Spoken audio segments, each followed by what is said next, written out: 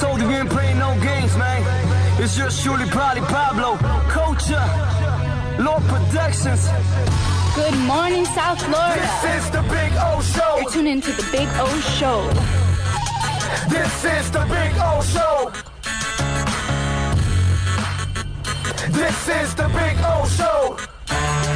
Yo, you tuned in to the hottest sports radio show with Orlando, a.k.a. the Big O. He covers all the South Florida teams, from the Dolphins to the Heat, well, you know what I mean. Monday to Friday, Probably Pablo in the Big O Show. O's on the radio, the top's where we gonna go. Miami, that's the way we roll. Locked on the morning show, Big O. No one has a similar show. Talk sports, talk plays, talk live and direct. Because nobody do it better than Big O in the set. From sunrise, listen live, it's the best of the best. He's got the fans, got the heat, he's the best of the best. Big O, the only talking sports with a style. Break it a morning, it's Big O-N. Thank you for tuning in, keeping you glued in. Stay tuned, because right here's where the rumors in. Same place, because right here some of them begin. Simply call and just state your opinion. Real talk, sports talks, the Big O Show. Yeah, you love it, yeah, you like it, call him and let him know. Culture, Probably Pablo, now introducing the man of the hour, Big O, a.k.a. Orlando once again. Obviously started.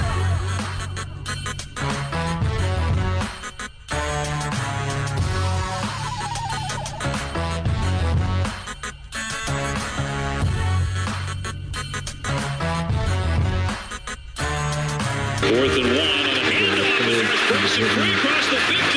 And the 20, the 30. He's going to go all the way to the end zone for a touchdown. 66 yards. Here's King back to throw, and now it opens up for him. He will dive for the end zone.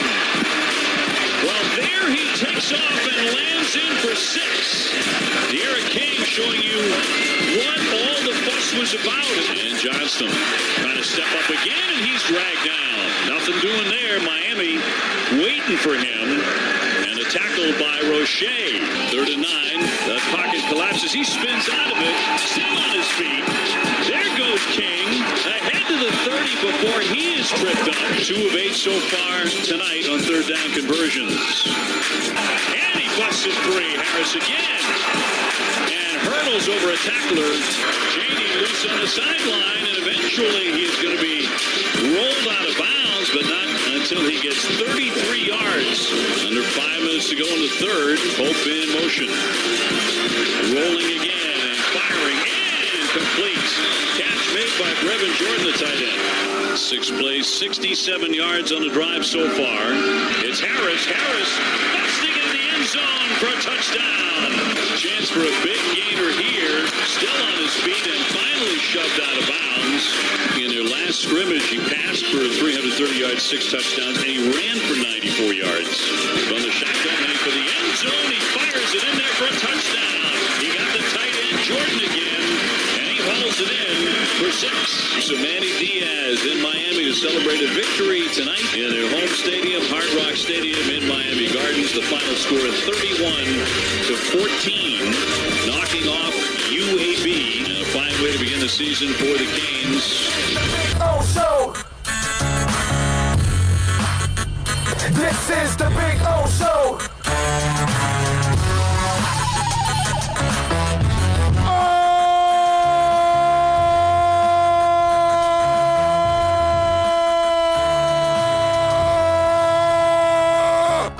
Righty! We are ready to rock and roll on a beautiful Friday. I don't know if this is going to work now.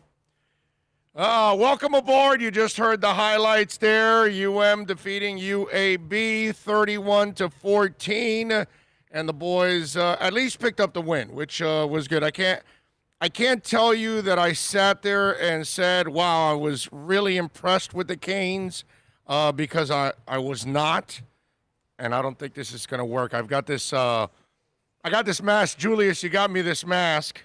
And I normally can't wear these kind of masks, but I tried something new because they've got this gadget. See? You put this over, and then it allows you so this thing doesn't get sucked up, but it ain't working. It's slipping. It's slipping. It can't get up. It's slipping. It's slipping. Falling. It can't get up.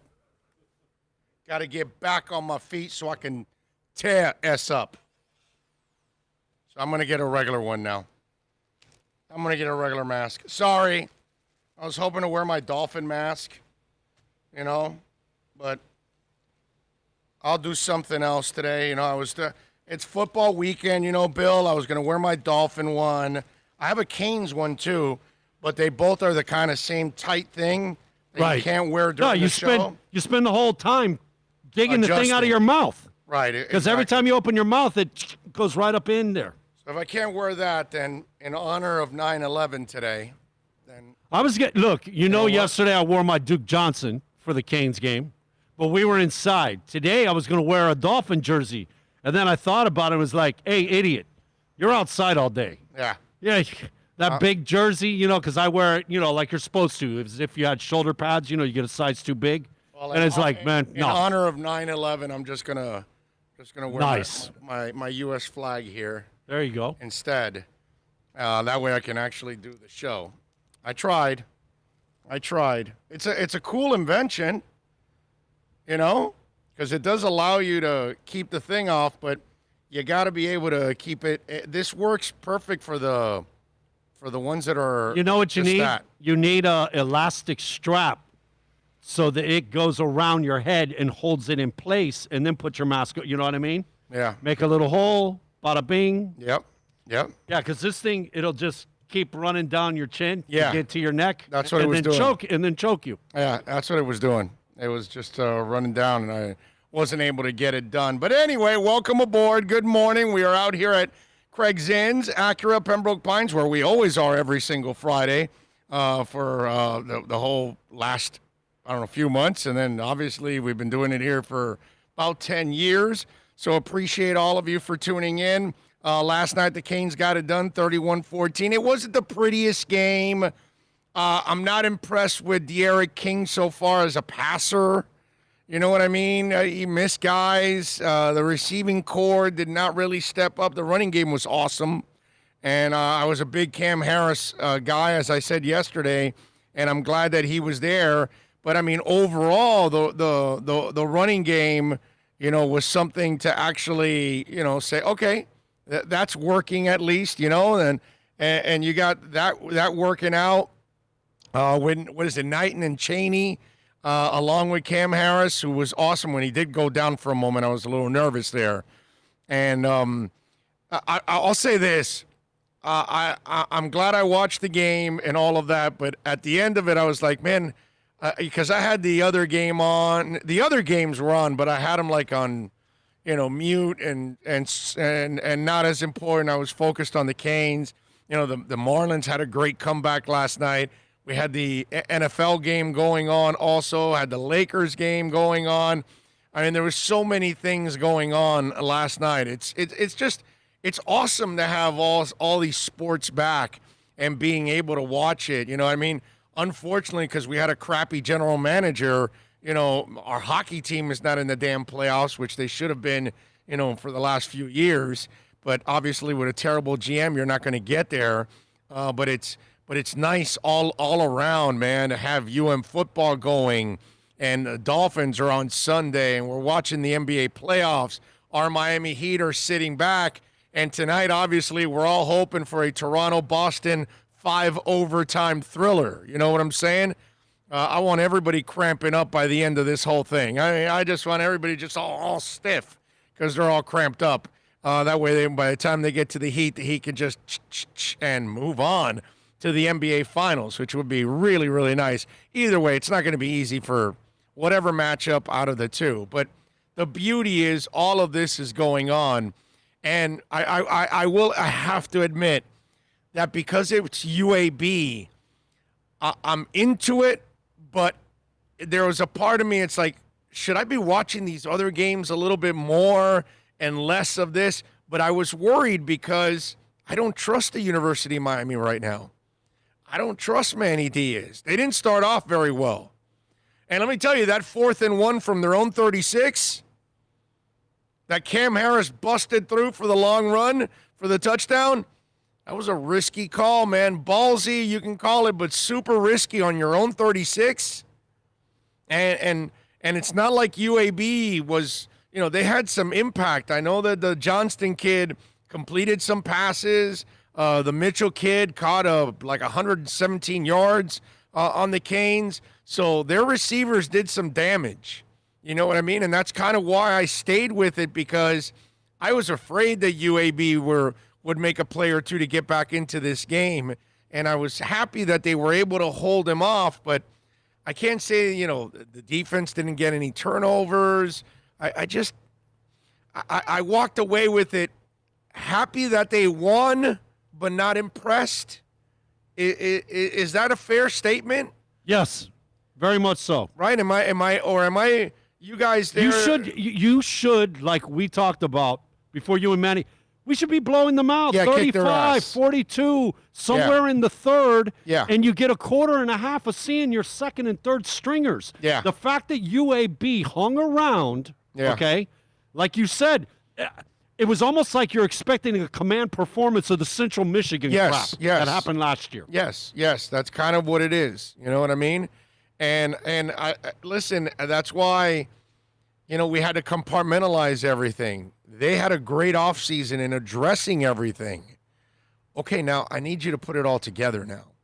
Now, okay, we gave you all the ingredients. You're now in the kitchen.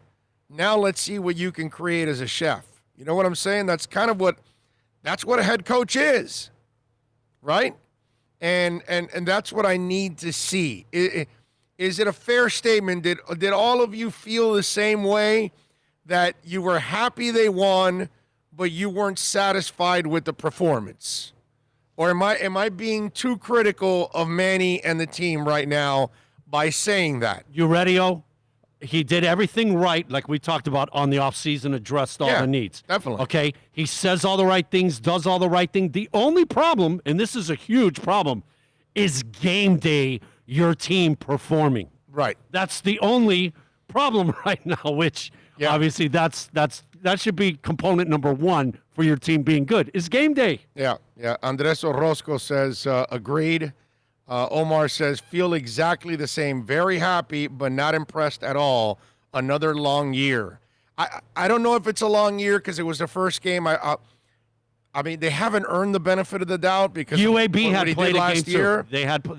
They had played a game. Yeah, I know, but our talent cannot be compared to UAB's, and so that's why I'm going to give them a break. I'm not going to be ready to say it's going to be a long year.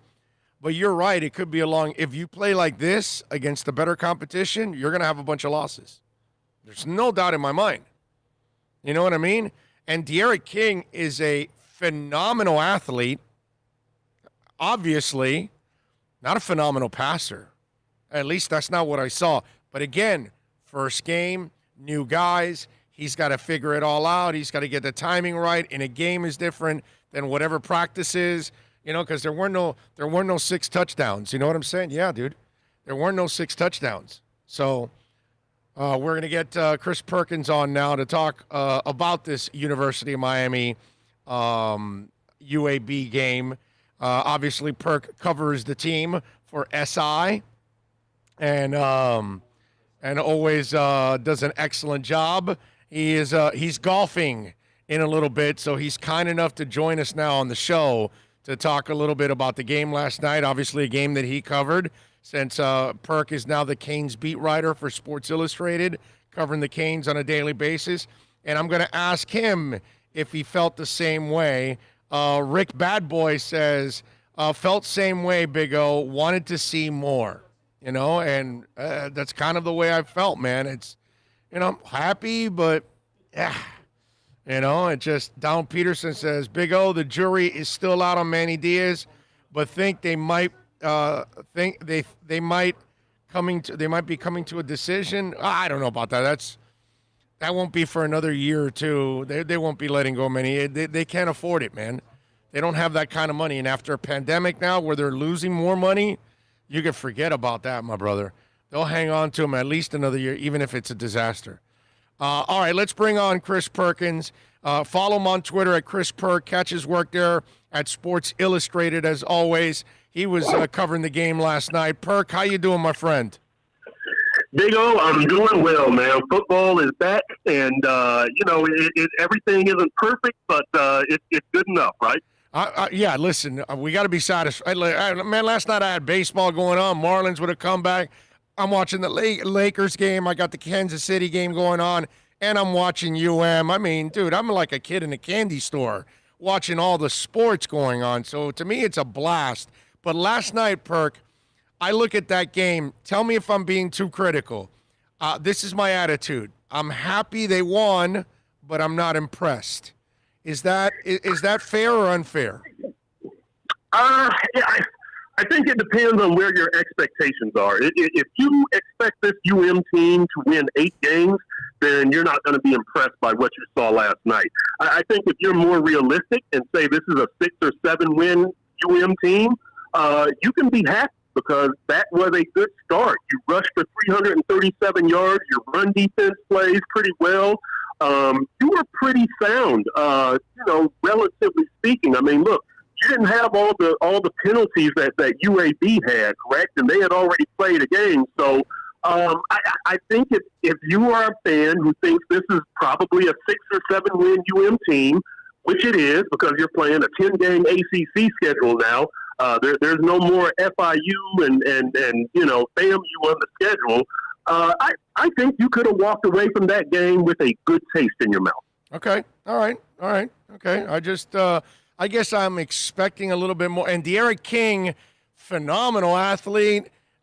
Is it more about the first game, new guys? Because I wasn't impressed with his accuracy as a passer. So is that something that is more a product of new guys and he's got to get the timing down? Or is this a kid that is a great athlete with the ball in his hands? How do we look at it? De'Aaron King is a good college quarterback, right? The last that we saw of him, Big O, he completed, I believe, 63.5% of his passes at Houston in 2018, 36 touchdowns, 6 interceptions. We know his projections in the NFL as a quarterback, right? They're kind of spotty, and being 5'10" is only part of it. That's only part of it. He's not a good NFL passing type quarterback. He's a leader. He's a playmaker. He's a guy who can make things happen for that offense. But that's what you saw last night. Yeah, he missed Jeremiah Payton badly on that throw into the end zone, but that was a nice run that he made for the touchdown. I believe a 12-yard run. Great run. And he also, and then we also saw him step up in the pocket and make some throws.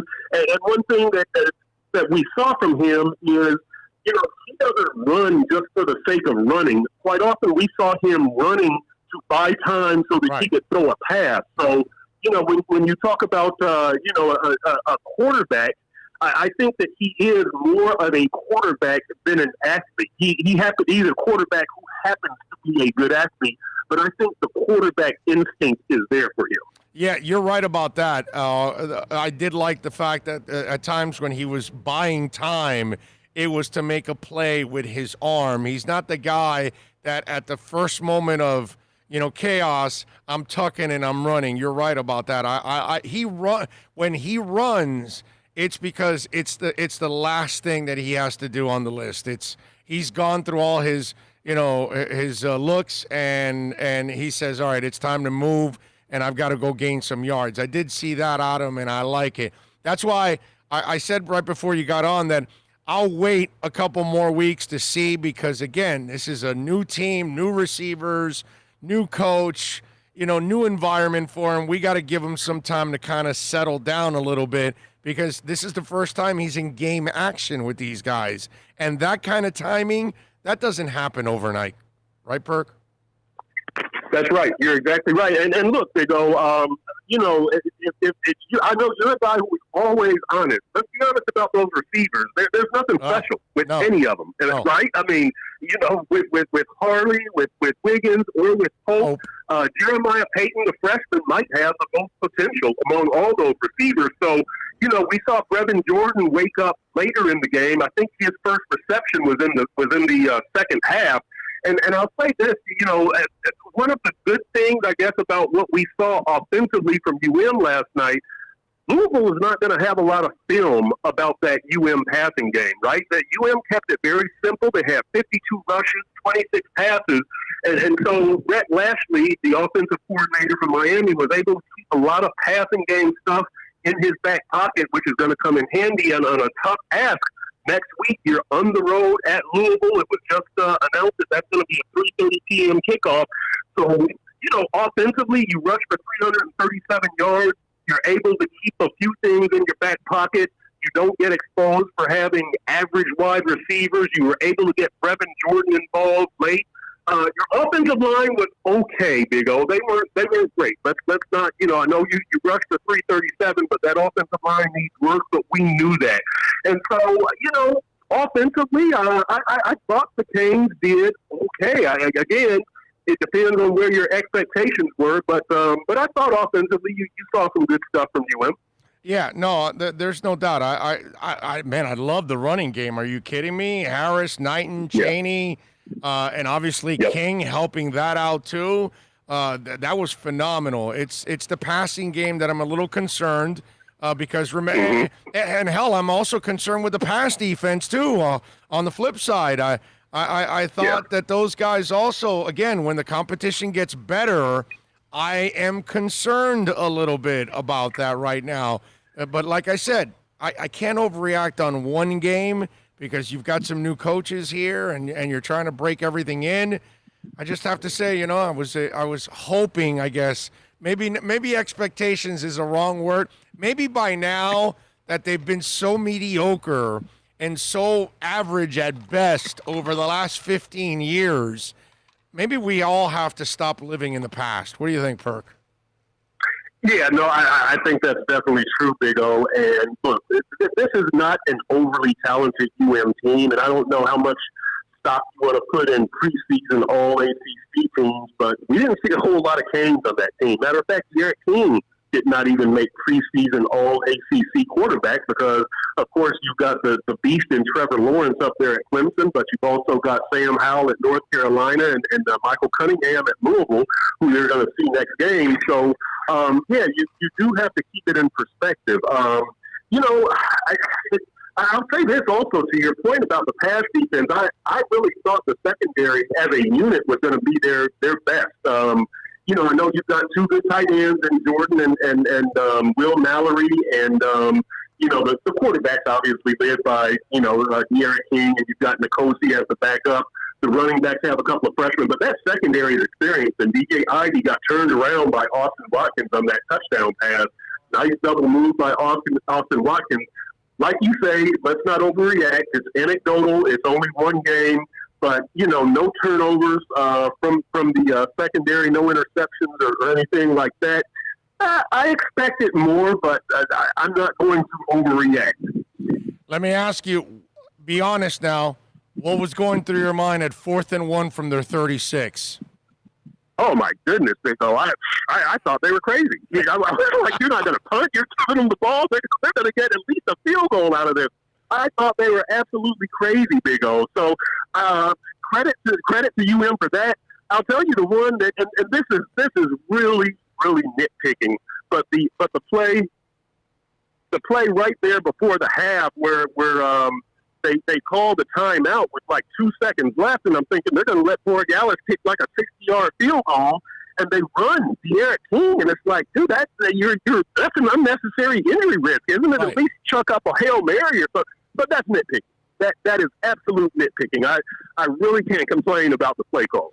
No, you're right. There were only a couple of instances, but that one could have blown up in their faces at 4th. I don't think it was I don't call it a good play. I don't call it a gutsy play. I thought it was. I thought it wasn't a smart play. It just worked out for you. You got lucky, basically. Now, 20 years ago, 25 years ago, the Canes with that kind of swag, I got no problem with that play. You know what I mean? When I know when those kind of teams that knew they were better than the opponent, that they knew that they already had kicked their ass before the game even started. You know what? I can see you doing that with no problem whatsoever. And when Cameron Harris gets to the end zone, he's 6 shooting just like, our boy, Randall Hill. Like Randall Hill, you know what I mean? So those kind of Canes are, but these Canes that have not shown me that kind of moxie, I was nervous as hell on 4th and 1 yesterday. I got to admit. I was too. It was a show of faith by Manny Diaz and Rhett Lashby. It was a test. We're at home. We're in the opener.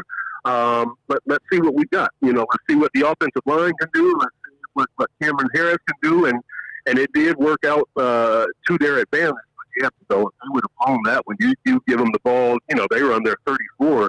Yeah, they're pretty much in field goal range, and they were trailing 7-0 at that point. Harris's run tied the game up at 7. So it was a bit of a risk, but it worked out. And I would really like to know who was really behind that call. Was it Rhett Lashby or was it Manny Diaz? I know Manny Diaz has the final say, but I want to know if that's Rhett Lashby's kind of a theme or a trend, at least early in the season, where he will, be aggressive and roll the dice like that. Yeah, he'll do that, but it won't be against Clemson. It'll be against UAB. Yeah, there aren't many of those opponents left, are there, Big O? You're playing an all ACC schedule now. Right, exactly. That's where it's going to change. Perk, any injuries to worry about? No, Cameron Harris, we saw him limp off the field in the fourth quarter, and after the game, he said he was fine. We don't know if he's had X-rays or if he's got an MRI scheduled, but he said he was fine. So I think, as far as I know, that's the only concern. So the Canes came out of this game fairly clean. All right. Well, we got Louisville next Saturday, 3:30. And it'll be on ABC, so looking forward to that game. Perk, as always, my man, thank you for taking some time and dropping some insight. Enjoy the golf, man. It's more about drinking than golfing, right? That's really what it's all about, right? Well, you know what? I'm going out with Adam Beasley and Cam Wolf, a couple of my old Dolphins beat writer buddies, and so I'm just going to say we're going to have fun, Big O. Let's just leave it at that, huh? Any cigars there? Cigars also with the golfing? We're not big cigar smokers, man. I know I will come to you though. If you gave me a box of cigars years ago, man. But we're not big cigar smokers. All right, because I would be there with the gar walking around hanging with you guys. That's for damn sure. Oh yeah, definitely, man. Stinking up the place. You're invited anytime, Big O. All right, Perk, you're a stud, my brother. Enjoy the golf. Relax. You deserve it, my friend. Thank you. Thank you. We'll do it again, Big O. You got it. Definitely. There you go. The great Chris Perkins, man, taking some time to join us to talk a little bit about the game last night. And, Donald Peterson sent in first game, give them a chance. It's a lot of things to learn. I see a lot of good things. Offense is nothing like it was last year. Our QB is a leader. Running backs is where our most talent lies. And then he put defense after that. Donald, I agree with a lot with what you're saying. That's why I'm kind of, not, I'm not going all out here. You know what I mean? No, I'm not going to say I was impressed because I wasn't. I wasn't impressed. See, the terrible part for Randy Shannon, for Al Golden, for Mark Richt, and now Manny Diaz. You know what's terrible for them? 83, 87, 89, 91, 2001, and many years in between when they were really, really good and challenging for national titles and owning their conferences and things like that. And so the standard has been set. And I understand that we probably have a generation now of fans that only know that the Canes suck. Seriously. Because it's almost 20 years that the Canes suck. Like, we're talking, 2003 was our last, really good year, right, or two? Yeah, but remember, we got cathutted in that Peach Bowl. Remember, that's when the demise started. Right. The 2003. 49-3 or whatever it was. Was it LSU that did it to us? Yeah, it was LSU. They smoked us. Right. Since then, that was Larry Coker. We have never, ever recovered and been the same Canes. Right. You're right about that. And so that's the problem with all of these coaches that have taken over is there's a standard that was set by Schnellenberger and by Jimmy Johnson. And that's why. And so when you can't meet that standard, you're going to get criticized. And so anybody that lived that era, see, the problem is if you're really young and you're 27 and you're 37 and you barely know what real good, Canes football is. At least at 37, yeah, you were 17 back in the 2000s, so at least you got a taste of it. But let's say if you're in your 20s or under, you don't know jack about UM football. It's all on YouTube and highlights for you. As far as you know, UM's a joke. You ready, O? These games? UM and the Dolphins have just been a joke forever. And I feel bad for young people. These games would be 35-42 by the first possession in the third. You'd have 4 possessions that were 2 minutes because you threw 2 bombs and scored like that, and you might even have a special teams or a defensive touchdown. All your backups are already playing in the fourth quarter. No. In the middle of the third. Probably, yes. Yeah, and it's 35-42, but like I said, you have 4 drives that were 2 minutes, your offense, and you put up 7 on their head. So let me ask something out there. Are we chasing our tail? Like they'll never be that team again? Because it's a long drought. It's a long time from when you've been relevant. You know what I'm saying? Because I don't want to believe that we're chasing our tails and we keep living in the past that will never come back to the present. Right? Because that's why when you watch the game last night, a guy that's in his 20s or in his teens will say, well, first game, they got to, all right, good going team. All right, let's go. They're 1-0 and then convince themselves. But anybody that lived the good years, you look at this and you're like, I'm not impressed, bro. Yeah. You guys are nothing. Yeah. You guys are nothing. You know what I mean? It's, to me, put it this way, what I saw last night was a Canes team that flashed, which is what they've done for 20 years because special players have come through here in the last 20 years. Not special teams, not special coaches, but special players individually have come by here because they've gone on to have great careers in the NFL. And they have their moments here. But they're just moments. They're not entire seasons. You know what I mean? And so that's why either we're too spoiled from the past, we're unrealistic to think that we can recapture some of the past, not the dominating past. That's not going to happen, okay? Unless we can become like, the guys at Alabama and Clemson. And I'm sure people are saying, well, why not? Well, that's because we don't have a Saban and we don't have a Dabo Swinney.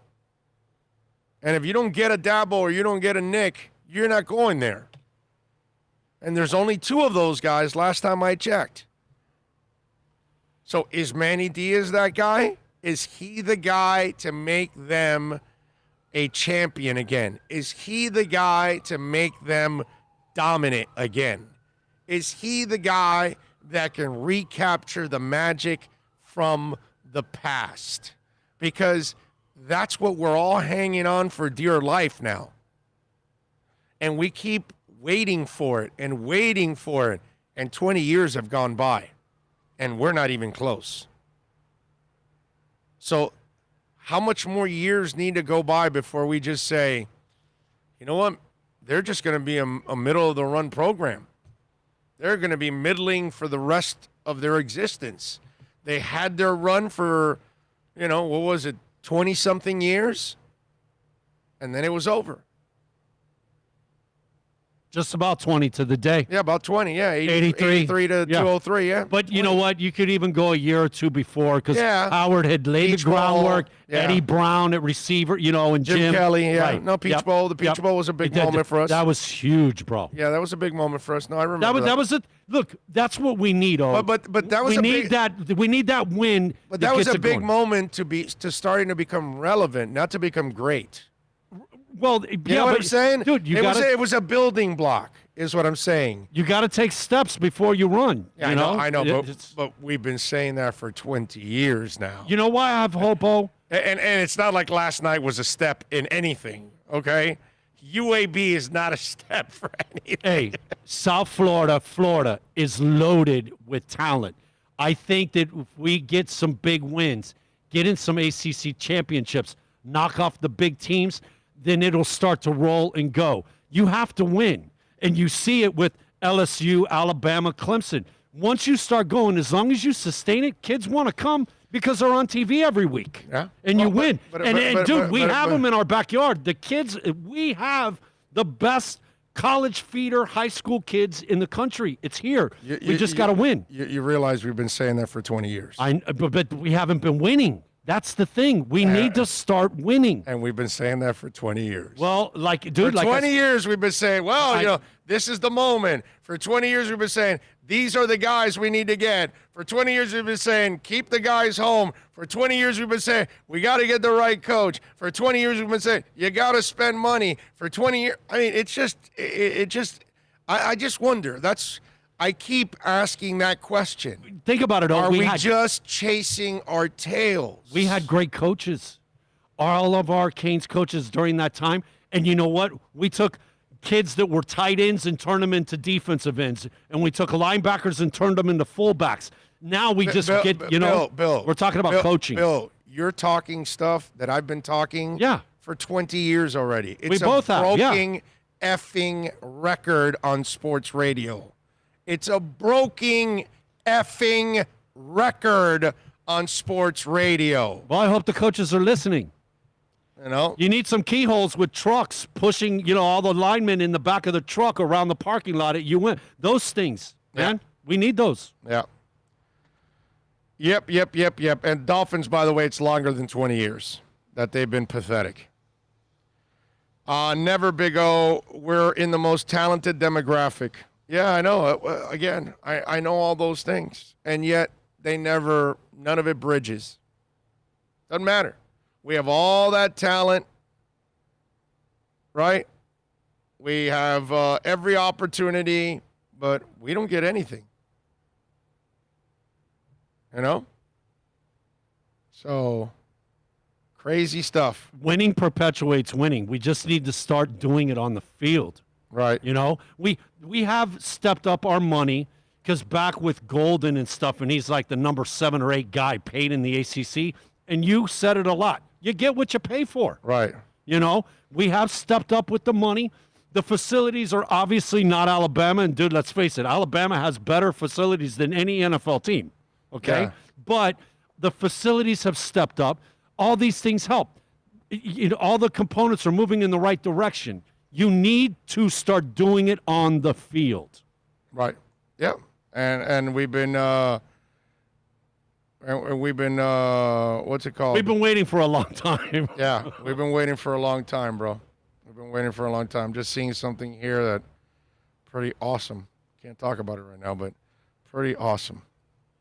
Anyway, so I just hope that we're not talking crap, because I'm tired of waiting. You know what I mean? And Let me ask you right now, what's your expectations on the season? Like what do you? I think I put 8 wins on it. Because from here it's all ACC, right? We've got our one non-conference. We've got 10 games left. It's all within the ACC. Yeah, but Perk thinks it's more like a 6-win team. Yeah.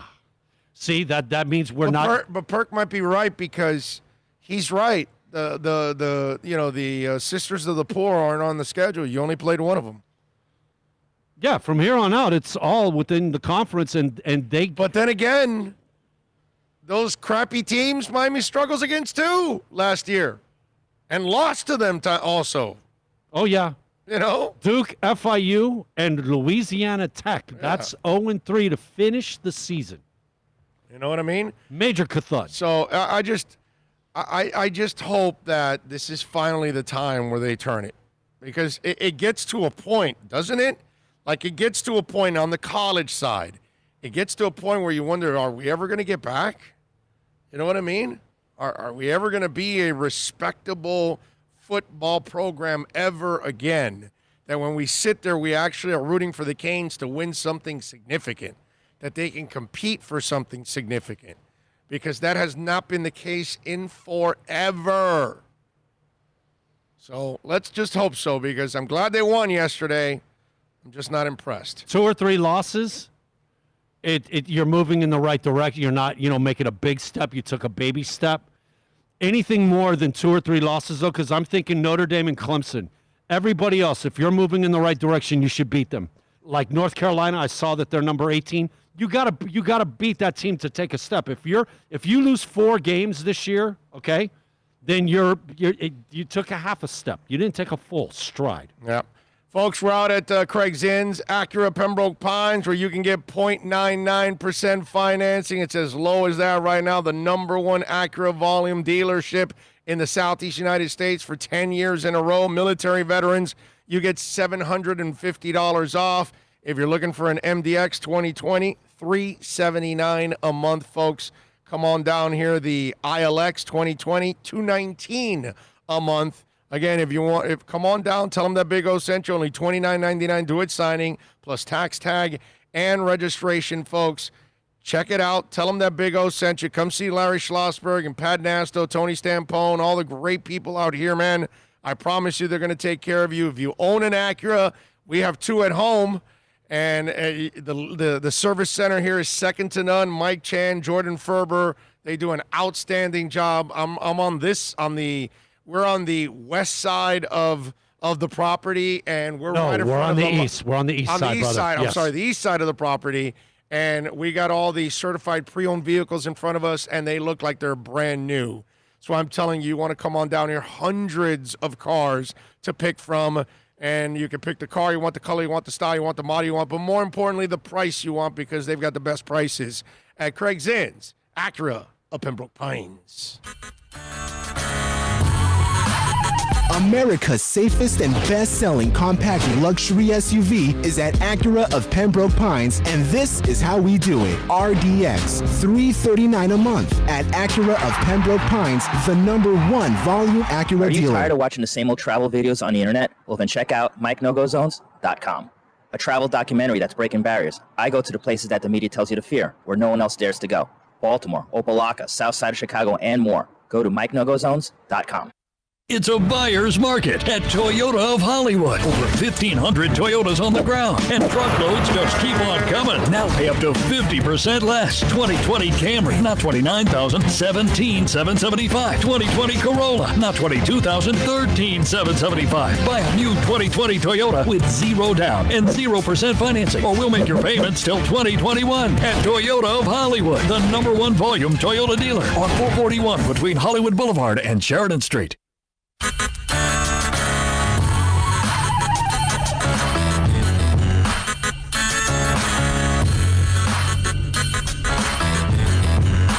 This is the Big O Show. This is the Big O Show. This is the Big O Show.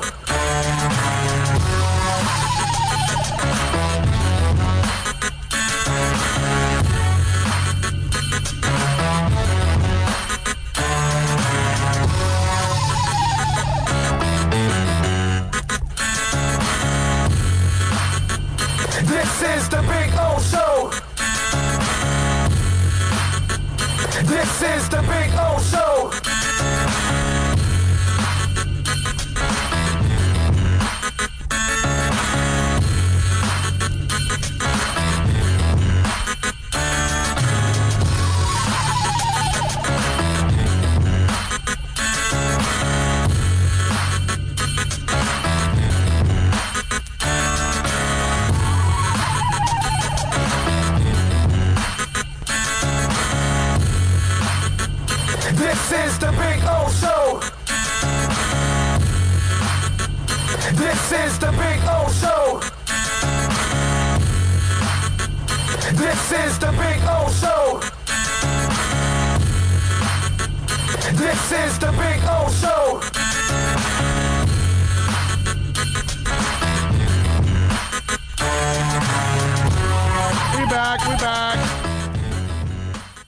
out here at Craig Zinn's, Acura Pembroke Pines. Come on out here, man. 15601 Pines Boulevard. Come on out. Join us. We'll be out here for a few hours. Would love to meet you.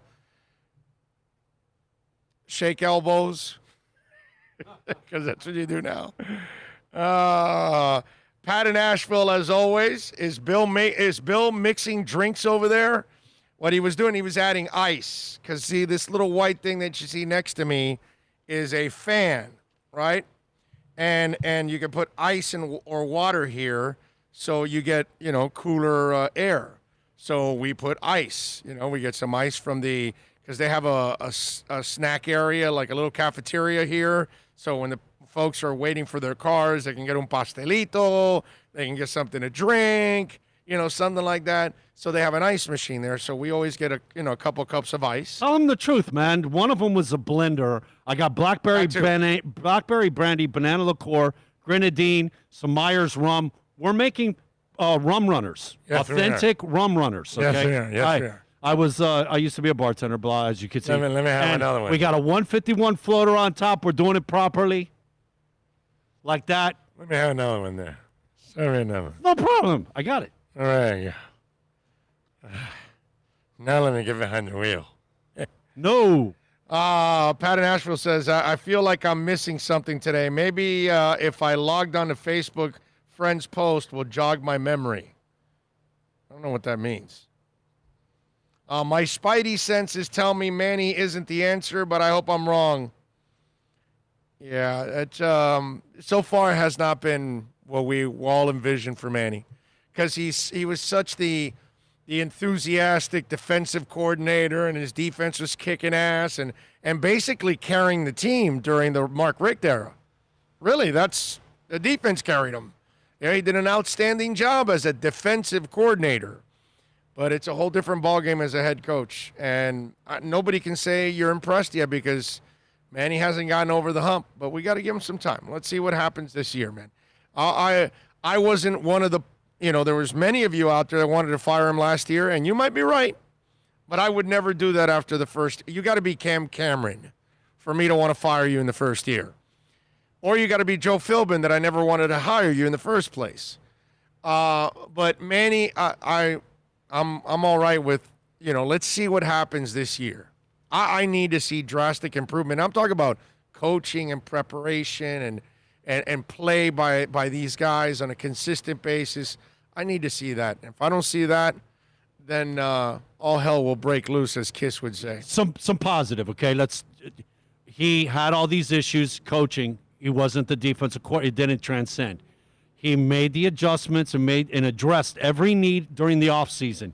The off the field stuff he addressed. He just needs to get the game day stuff right as a head coach.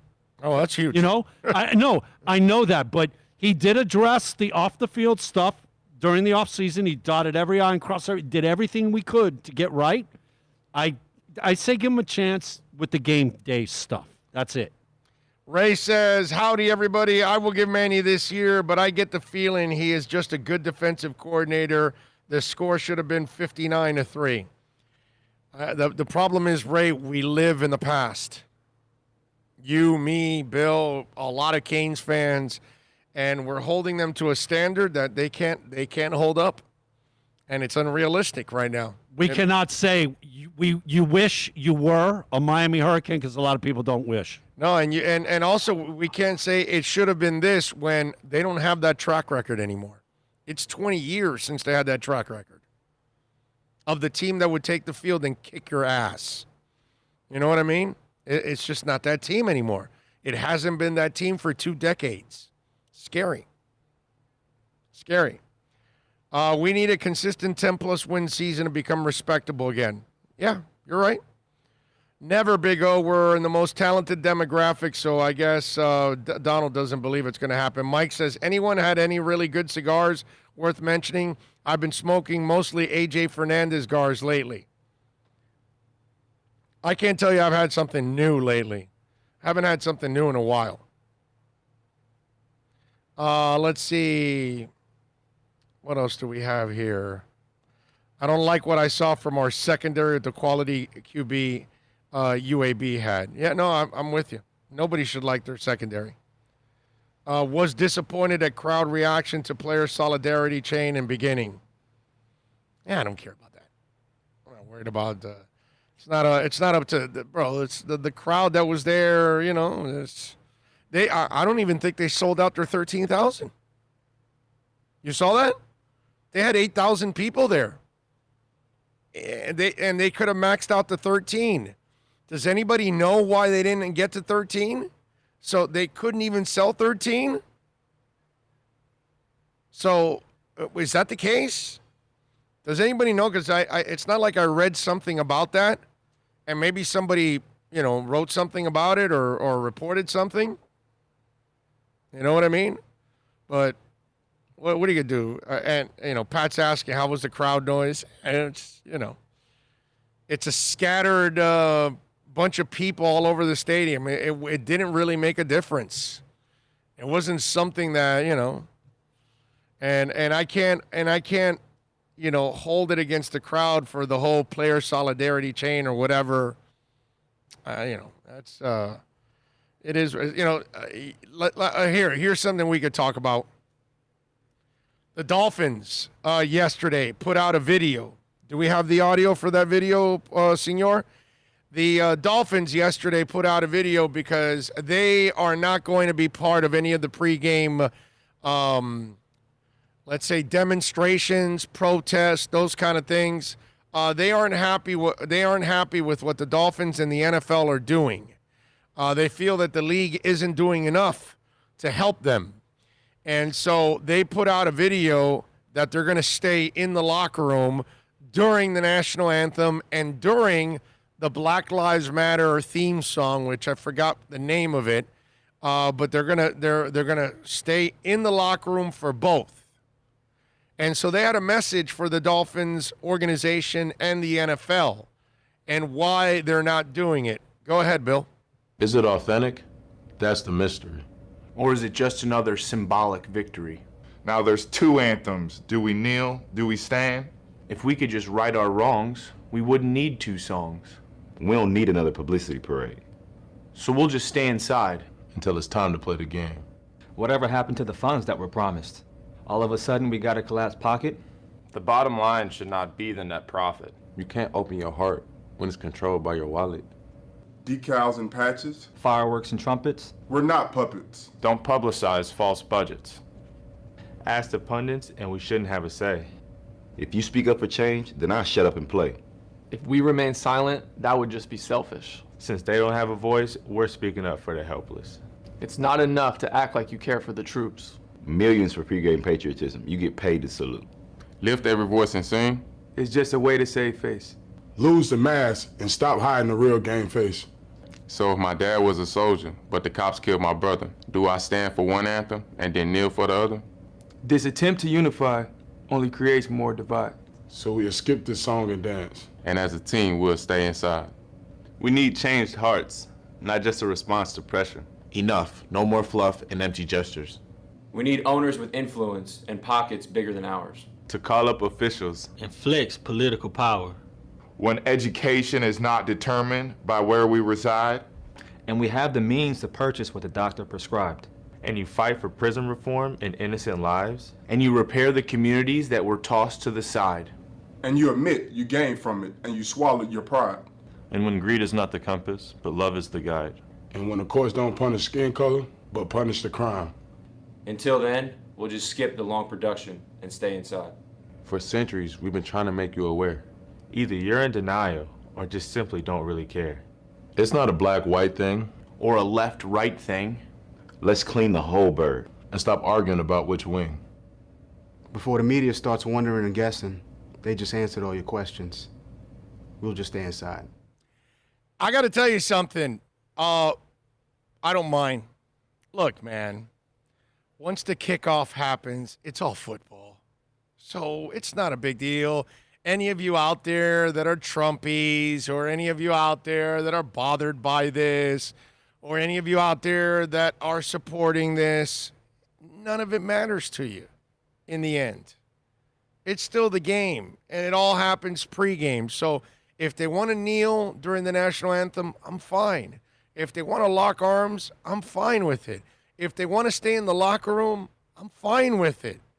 To me, that's all pregame stuff anyways. Once kickoff happens, only one thing happens, and that's football. The protests aren't happening on first down, and they're not happening in the middle of a drive. It all happens pregame. So if they want to stay in the locker room like they used to be in the locker room for many years during the national anthem, they never were out on the field for the national anthem. So I'm fine with it. You know, a couple people were asking me about it. What do you think about it? I said, that's fine. I support any way they want to protest. It doesn't matter to me. I respect it either way. It's not going to affect my life. I never understand the people that get bent out of shape about the kneeling. I never understand any of you out there that are losing any sleep if somebody's in a locker room, kneeling, outside on the street. Who cares, bro? It's pregame. It's just a quick protest. It doesn't make any kind of difference in my life. It's not going to ruin my game whatsoever. Because the second they tip it off, the game starts, the protests are over. The second they kick the ball in soccer, you know, they have their protest before too. It's over. Football, the same thing. National anthem's going on. That's all pregame. Any of you out there that are butthurt, well then, dude, just wait for the kickoff and then sit down. And you don't have to worry about it if it bothers you so much. Doesn't bother me. I'm fine however they want to celebrate. I know I get my football the second the kicker nails that ball and starts the game. Protests are over. Everything is over. Everything is now between the lines, and we're talking about what's going on in the games. That's all that matters. So however they protest, what I don't understand is, why do you need to make such a big deal about it? It's not like it's 4th and 2 in the third quarter with like 4 seconds left in the third quarter, and all of a sudden they're trying to stop the game to do a protest. Doesn't happen then. I always love the person, well, no, I don't want it in my football game. Well, it's not in the football game, dude. It's in pregame. You said you want to watch the game? Well, then it doesn't get in the way of the game. Has nothing to do with the game. It's all pregame. It's when announcers are talking. It's when somebody's standing in the middle of the field singing the national anthem. That's when it happens.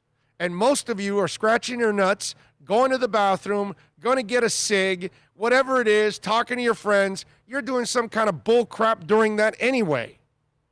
So you're doing the same bull crap during their protest. So, you know, give me a break already. It's not that big a deal. It doesn't affect the game at all. So let them protest however they want to protest. It's their right, their opportunity. They can do it in their jobs. Then so be it, no problem. That's all.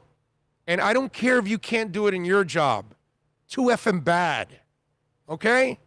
So go whine to somebody else. Oh, I can't do it in my job, oh. I don't care. Like, who gives a shit that whether you can do it or not? You know, they can do it. Let them do it. More power to them. But they're not in the way. They don't care. They don't get in the way of your game. So enough with the overreactions already. Man, it's just so silly. Too many people get hooked up on this whole thing. If you're one of those people, go get a cold beer out of the icebox. That's what they're doing anyway. Yeah, exactly. That's what they're doing anyway when Make the it a damn national Heineken anthem's Zero. on. Make it a Heineken Zero. They're just sitting there scratching their nuts while the national anthem's going on. They got no respect for the national anthem either. They're home in the couch. They're going to take a leak. They're going to grab a beer. They're gonna put in a last-minute bet. They're making a fantasy chain. That is the cue to go do whatever before the game starts. That's what it is. People are so full of crap. Oh, it affects it doesn't affect your game at all. Get the hell out of here. John says, people want sports, nothing more, no politics, no nothing. You get your sports, dude. Starts with the kickoff. Not a big deal, John. I just said that. You got your sports, dude. Doesn't happen during the game. Doesn't happen the 2-minute drill. Doesn't happen before halftime. Doesn't happen in fourth quarter. It's all pregame. It's not a big deal. We make too much of something that doesn't affect you whatsoever.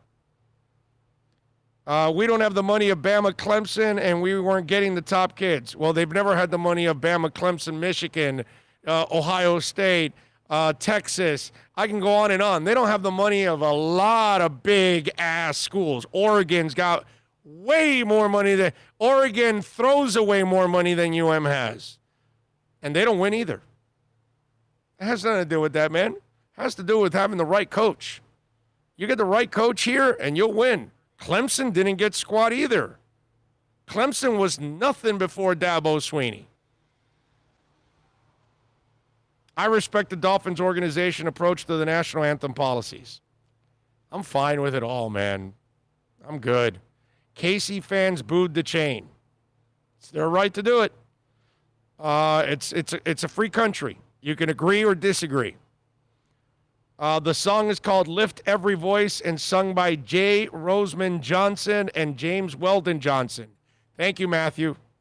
Not that I'll remember all of that.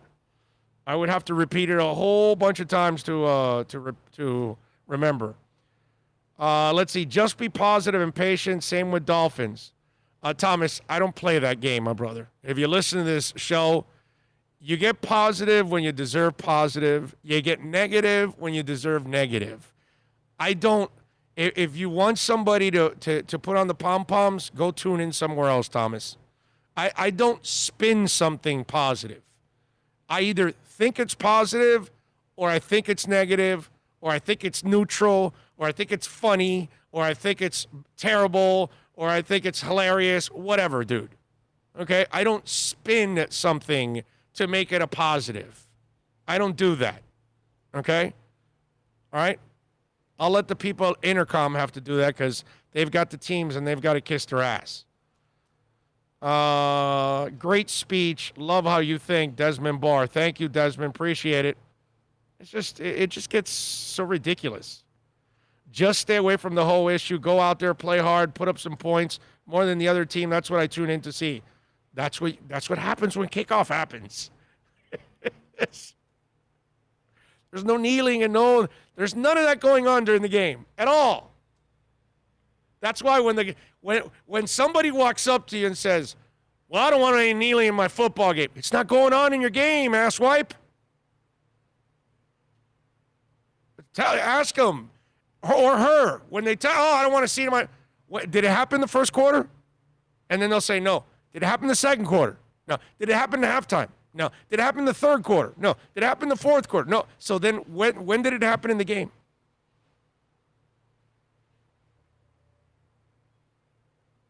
You know what I mean? And then if they keep arguing, then you know what the agenda is. Don't tell me that I don't want it in my game. If you keep complaining, it's because you have either a bias, a political agenda, or something along those lines. Because it's not about football anymore. Because it was never about football. Because it's not in the middle of your football game. It's not in the middle of your basketball game. It's not in the middle of your soccer game. I know because I watch all sports. And they do all their protests before. When you're in the bathroom. Before when you're grabbing a beer. Before when you're fixing your fantasy team. Before when you're laying a bet. They do it before kickoff when you're talking with your best friend. They're doing it before when you're checking social media before the game starts. You know, when you're not paying attention.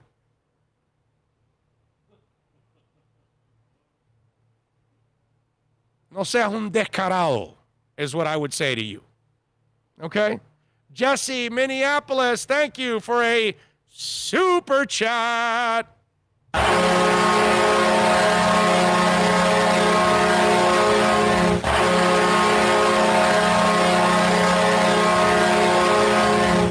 Thank you, Jesse. She says, you tell him, O. Or he says, you tell him, O. Can you translate that special Spanish message you threw out for the non-Spanish speaking groups of us? Un descarado is... You're talking como mierda? No. That's way worse. No, Okay. No. Okay. Descarado is, let me see, what's the perfect word? I wouldn't go as far as snake. You guys are getting language lessons here. I wouldn't go as far as snake. I would say descarado.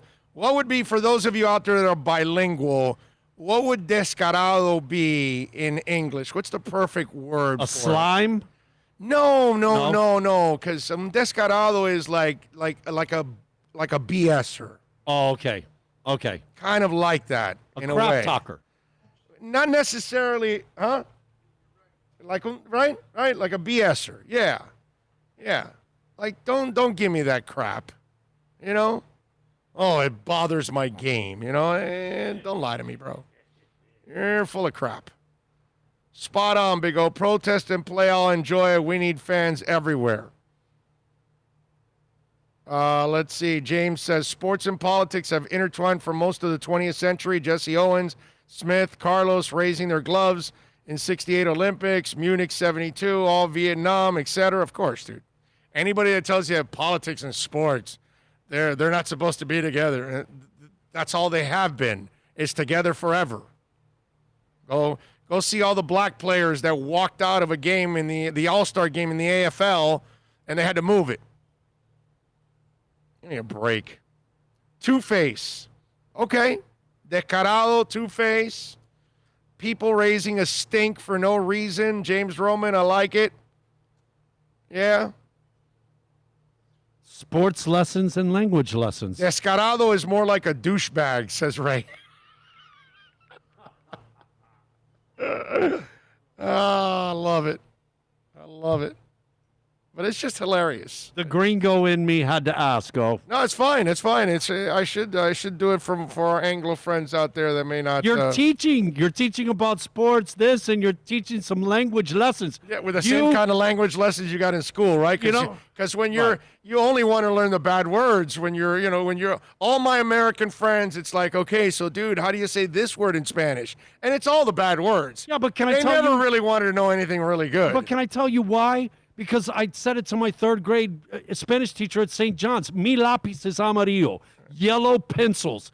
That's what I'm supposed to practice out in the schoolyard. Yellow pencils come up in a conversation all the time. Is it numero dos? Am I ready to take a test? Do I have an eraser? Like, seriously? And that's why, you get turned off. Yep.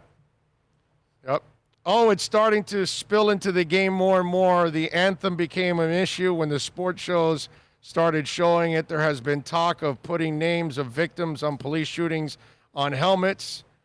And that bothers you if they do that? That bothers you? That bothers you that the name is on the jersey? Really, dude? Come on, Mike. Seriously? Like, it bothers you. It says, say her name on the back of some NBA player's jersey. That bothers you? You know what I think? I think some of you guys some of you older people are becoming Generation Zs. Wow. If that bothers you, man, seriously, you got issues, man. You got issues. Toughen up a little bit. Holy moly. You're that sensitive. You're worried about some name on a helmet or on a jersey. Seriously. Do you think I'm worried about that when I watch Harden shoot a 37-footer? Wow. His jersey says Breonna Taylor. That's what I'm saying? And Tyler Hero hits a hell of a shot. What's it say in the back of his jersey? Is that what I'm doing? When Bam Adebayo's balling his ass off, I'm going to worry about what's in the back of his jersey? Seriously? Come on, man. Give me a break. Like I said, if it bothers you so much, something that happens when you're scratching your nuts or going to the bathroom in pregame, okay? And if it bothers you what goes on during a game, like a name, because they're not stopping the game, they're not doing anything, okay? I can't help you, man. I really can't help you. You're way too ultra sensitive for me. You're like a Generation Z. Seriously. It has nothing to do with the game. Nothing. And if you can't compartmentalize that, then again, you either have a political agenda or a bias, and you can't get over your bias or your political agenda to enjoy the game. That's sad. That's sad, dude. That tells me you probably can't even have a friend that votes opposite of you. It's weird. God. Some of you are some tight asses, man. Wow. Made good points, Big O. Abbott kneeling not affected the game. Don't have a problem. Of course not. It's all done before. Who gives a rat's ass? Tune in when the game starts, bro. That's it. Players can kneel the whole game. You want to make a statement? Don't play. Let's see. What else do we have here? I wouldn't know about basketball. I turned that out a long time ago. Well, that's your problem, not mine. Most casual NFL fans don't know most of the players' names anyways. Oh, some people are just idiots. Let's be thankful we have football, and we're all trying to make a move forward with the movement and life. Keep telling the truth. Ray Grulon says, thanks, Big O, for a great week. Go Fins. Let's destroy the Pats. Thank you for a super chat, Ray.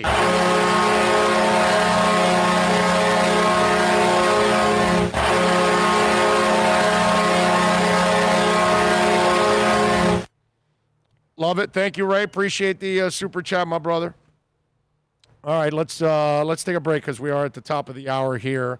Hour number 2 is next. I got a bunch of things to talk about. I got to give you my picks in the NBA. We got an NBA game tonight that we'll all be watching. We got Dolphins and Patriots. I want to talk about that. I want to preview that. We've got Flo's press conference. I want to talk about that. Also, what else do I have? Give you a little preview of Orlando and Inter Miami in the third hour. At 1 o'clock, Julia Poe. She covers Orlando City for the Orlando Sentinel.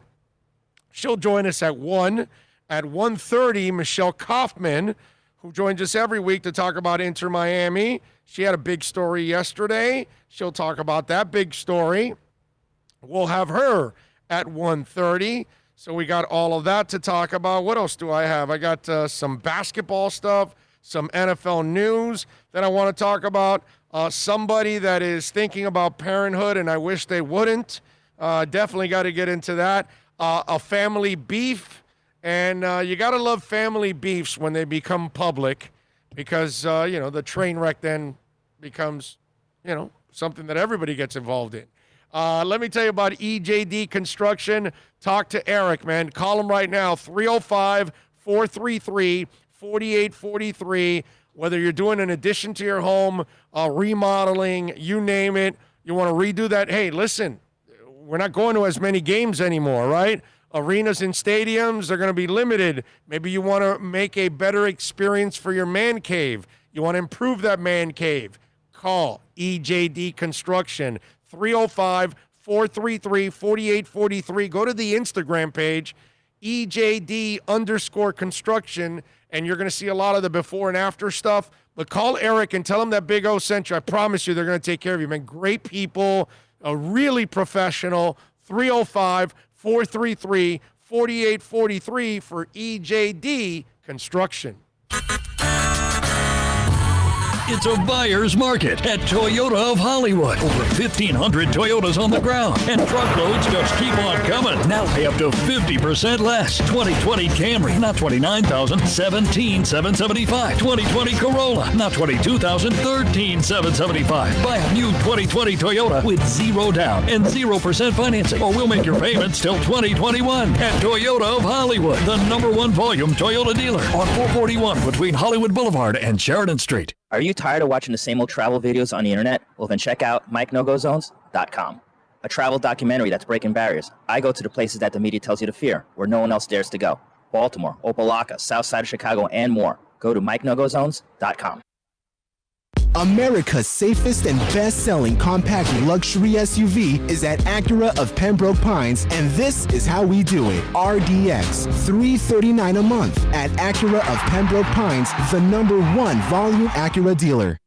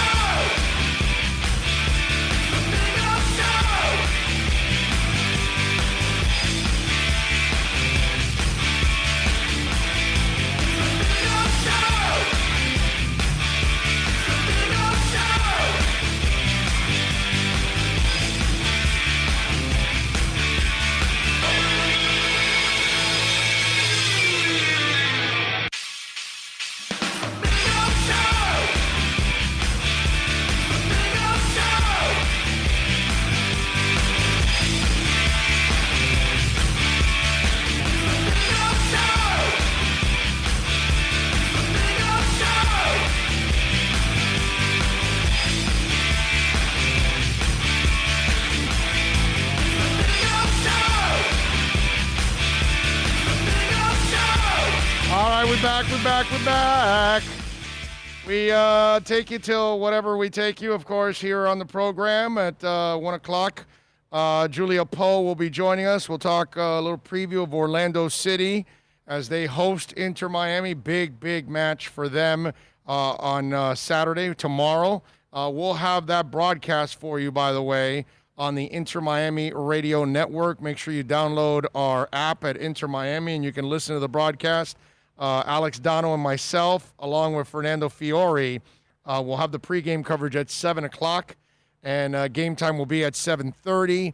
Chris Whittingham, Thomas Rongan, and Fernando Fiore will call the game. Dono and I do halftime, and we do postgame, and we have a lot of fun, and it's been a lot of fun lately, man, I got to say.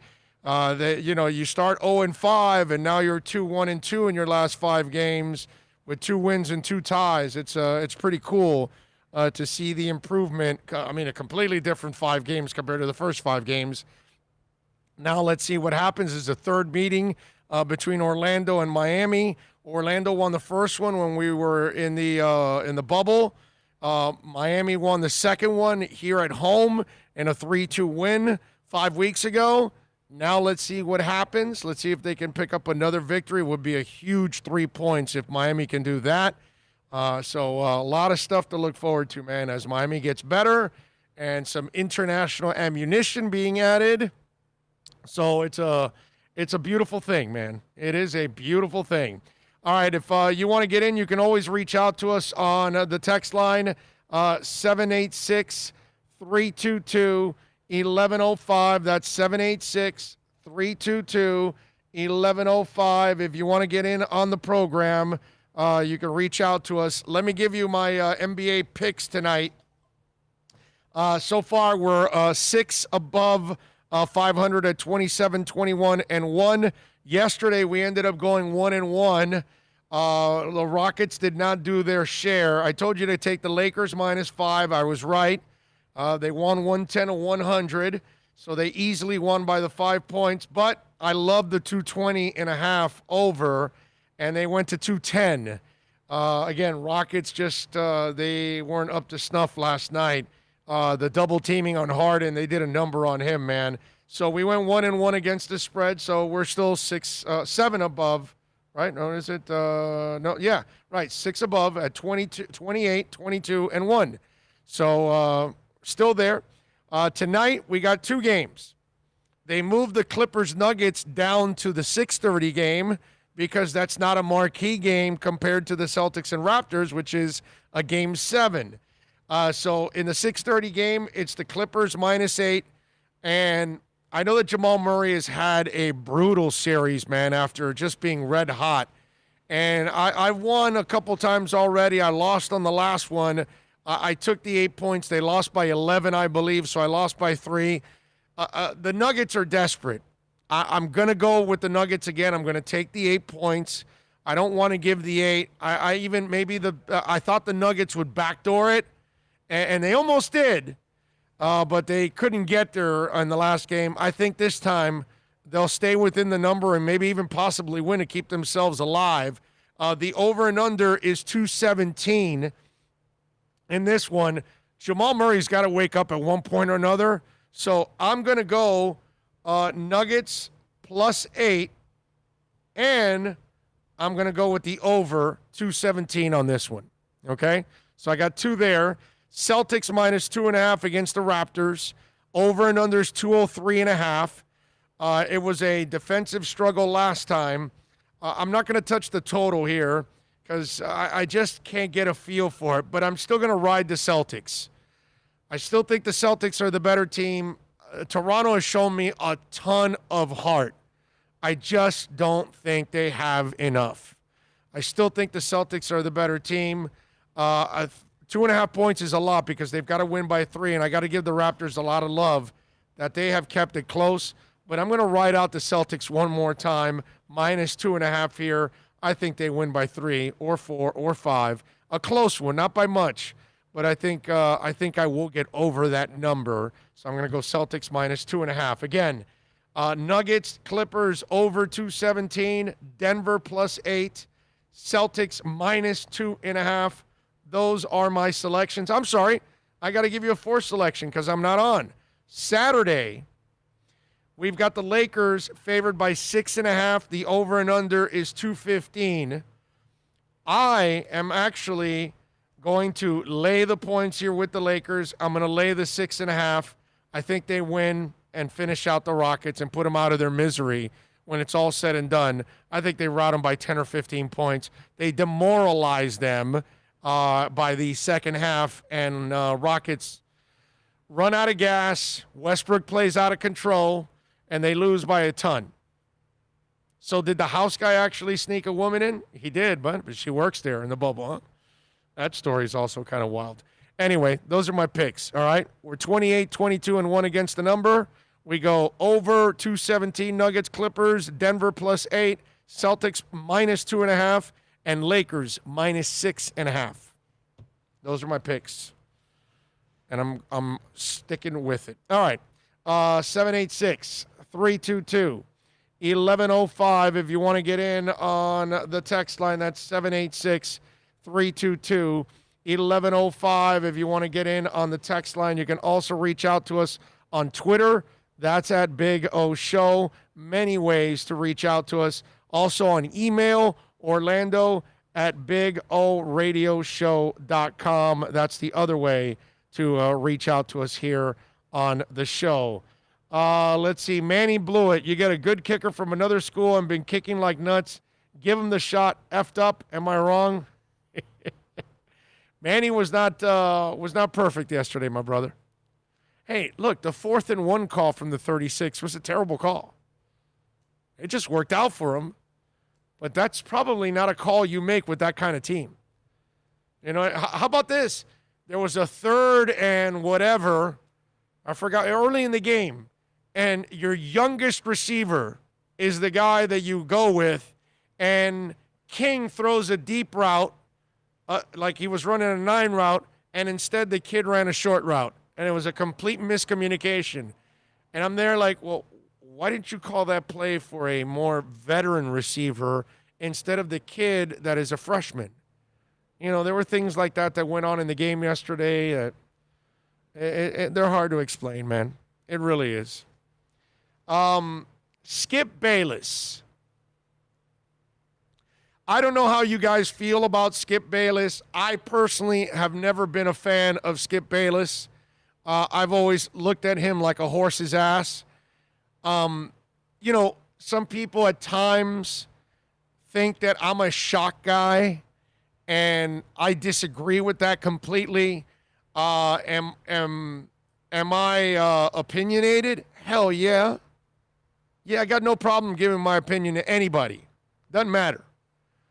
And whether I'm in person or on radio or in an interview or whatever, I've never been a guy that's afraid to give my opinion. You know what I mean? And that's what you got to expect when you deal with me, that I'm going to be brutally honest. I'm going to tell you where I'm coming from. But when I go after people in sports, and anybody that's followed my career for 30 years, I don't ever talk about their personal lives. I don't ever talk about their families. I don't address any of that kind of stuff. That's not my style. You know, when I go after Jeff Ireland, or if I went after Manny Diaz last year, or if I went after Dale Talon, I went after for what they're doing with their teams. If they're good at playing, if they suck at playing, if they're average at playing, if they're good at coaching, if they're average at coaching, if they're terrific at coaching, if they should be extended or if they should be fired. That's as far as it goes with me. I can say you suck. Hell yeah. I can say I don't think mentally this person has it. I can say, oh, this guy can't read defenses. I can say this guy chokes. I mean, that's it. But it's all about the game itself. I've never gotten into anybody's personal life, their families, their illnesses. There's no place for that in sports. I remember, what was it, like a year ago? Some guy got suspended from WEEI because he was taking a shot at Brady's kids. And it's like, what kind of an idiot are you? You know what I mean? It's like, it's Tom Brady, first of all. Like, what possible shot can you take at Tom Brady? None, not as a player. And so whatever he did or whatever. That was during the pandemic. They had some little video they released. Yeah, whatever. That's what it was. Whatever it was, but some guy took a shot at his kid, and it's like, what the hell is that? So Dak Prescott comes out and talks about how he's kind of been dealing with, some depression. And after, his brother died, his brother committed suicide, and everything else that's gone on in this society. And Dak was pretty open about it. Right? So Skip Bayless has an opinion on Dak Prescott opening up about his depression. Go ahead, Bill, play it. I'm going to ask our audience to feel free to go ahead and condemn me if you choose as cold-blooded and insensitive on this issue. I have deep compassion for clinical depression, but when it comes to the quarterback of an NFL team, you know this as well as better than I do. It's the ultimate leadership position in sports. Am I right about that? You are commanding an entire franchise. What's the roster now? Is it 53 still? 53, but I think they got like 15 practice squad guys. Okay. But you're commanding a lot of young men and some older men. And they're all looking to you to be their CEO, to be in charge of the football team. Because of all that, I don't have sympathy for him going public with, I got depressed. I suffered depression early in COVID to the point that I couldn't even go work out. Look, he's the quarterback of America's team. All right, first of all, Skip Bayless, you idiot. You could be the president of the United States and suffer from depression. You could be the president of Brazil and suffer from depression. It doesn't matter what position you hold. You could be a general and be suffering from depression. Nobody has control over that. I mean, do you think the people that suffer from depression want to suffer from depression? Listen, we're all made differently. We all compartmentalize. We all handle situations completely different. We handle death differently. Some of us want to go quiet in a corner somewhere and cry in a dark room somewhere and be left alone. Some people want to go to work to try to get their minds off of it. You can't tell somebody how they need to deal with grief. You can't tell somebody to turn the switch on and off of depression. Because it's something that even the doctors still can't answer it all.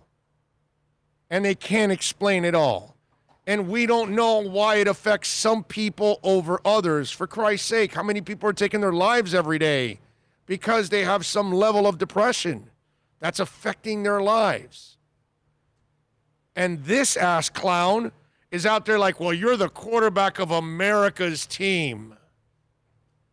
Like that's some holy title or something that it puts you beyond or above the sadness that is depression or the illness that is depression. Oh, because you're a Cowboy quarterback, you can't suffer from depression.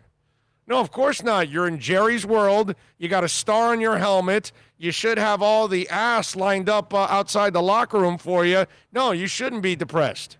You're the Cowboy quarterback. My God, didn't you watch North Dallas 40? I might be dating myself there because there's a lot of young people that have no idea what the hell I'm talking about. But I mean, give me a break, dude. Depression is not something that you can control. Depression is not something that you say, well, I refuse to suffer from depression. You don't have a choice. Yes. It's a psychological, it's a chemical imbalance. I'm not exactly sure because I'm not smart enough to know about it. Or it could be a combination of those things. It could be. But for this insensitive idiot that should be fired, by the way, look, man, this is the guy that said Troy Aikman was gay. You know what I mean? I'm old enough to remember that. And he does these kind of things that it's just like, I don't understand that. I mean, I get enough heat just for saying people should be traded, cut, they suck, fired, whatever. I get enough trouble for that. Can you imagine? And that's why I've never done that ever in my life. I'm just not the guy that's going to go after your illness, your family. These are things like, come on, man. I mean, the worst thing I'm ever going to do is if you constantly fail on the field, on the ice, on the court, then yeah, you're a choker. That's about it. But I'm not going to talk about if you got depression issues, if you got mental instability issues. I'm not going to make fun of that. I'm not going to make light of that. I'm not going to make it sound like it's a cold that you take a couple things for, you hope it goes away in a couple of days, and you just move on. Come on, man. This isn't a question. This isn't an ankle injury that we can discuss whether Giannis should continue to play or not, or he's got a $250 million contract. Well, he's got to hold himself out. That's different. If Dak Prescott's telling you he's suffering from depression, it takes a lot of balls to actually say that. That's exactly what Skip Bayless should be doing. He should be praising him for opening up and possibly helping somebody else out that's in a pressure situation like him, and then they can see that they're not alone. Because depression doesn't only happen to the person that is struggling to pay rent and they can't put food on the table and their kid is starving and it leads them into depression. Yeah, that person suffers from depression, but what do you think? Just because you make millions and you're a Cowboys quarterback, you're not supposed to be depressed? Come on, dude, you're in Happy Valley. Why would you be depressed?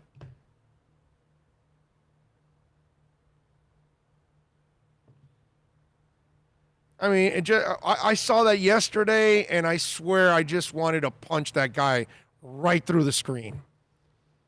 That's the rage I felt for Skip Bayless, that I just wanted to punch him right through the screen, bro. You're right. Right through the screen for being so stinking ignorant and insensitive and insulting. Can you imagine if you're suffering from depression and you're sitting there watching that asswipe go off on Dak?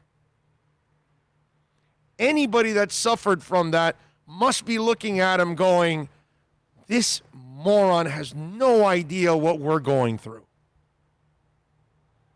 Because I got to tell you something. While I respect it, I don't know anything about it, man. I can't comprehend with that. I don't know, but I know it exists. I know it affects millions of people. It's real. But just because it doesn't happen to you doesn't mean it doesn't happen to other people. Good for you it doesn't happen to you. Good for you that you don't have things in your life leading you to depression.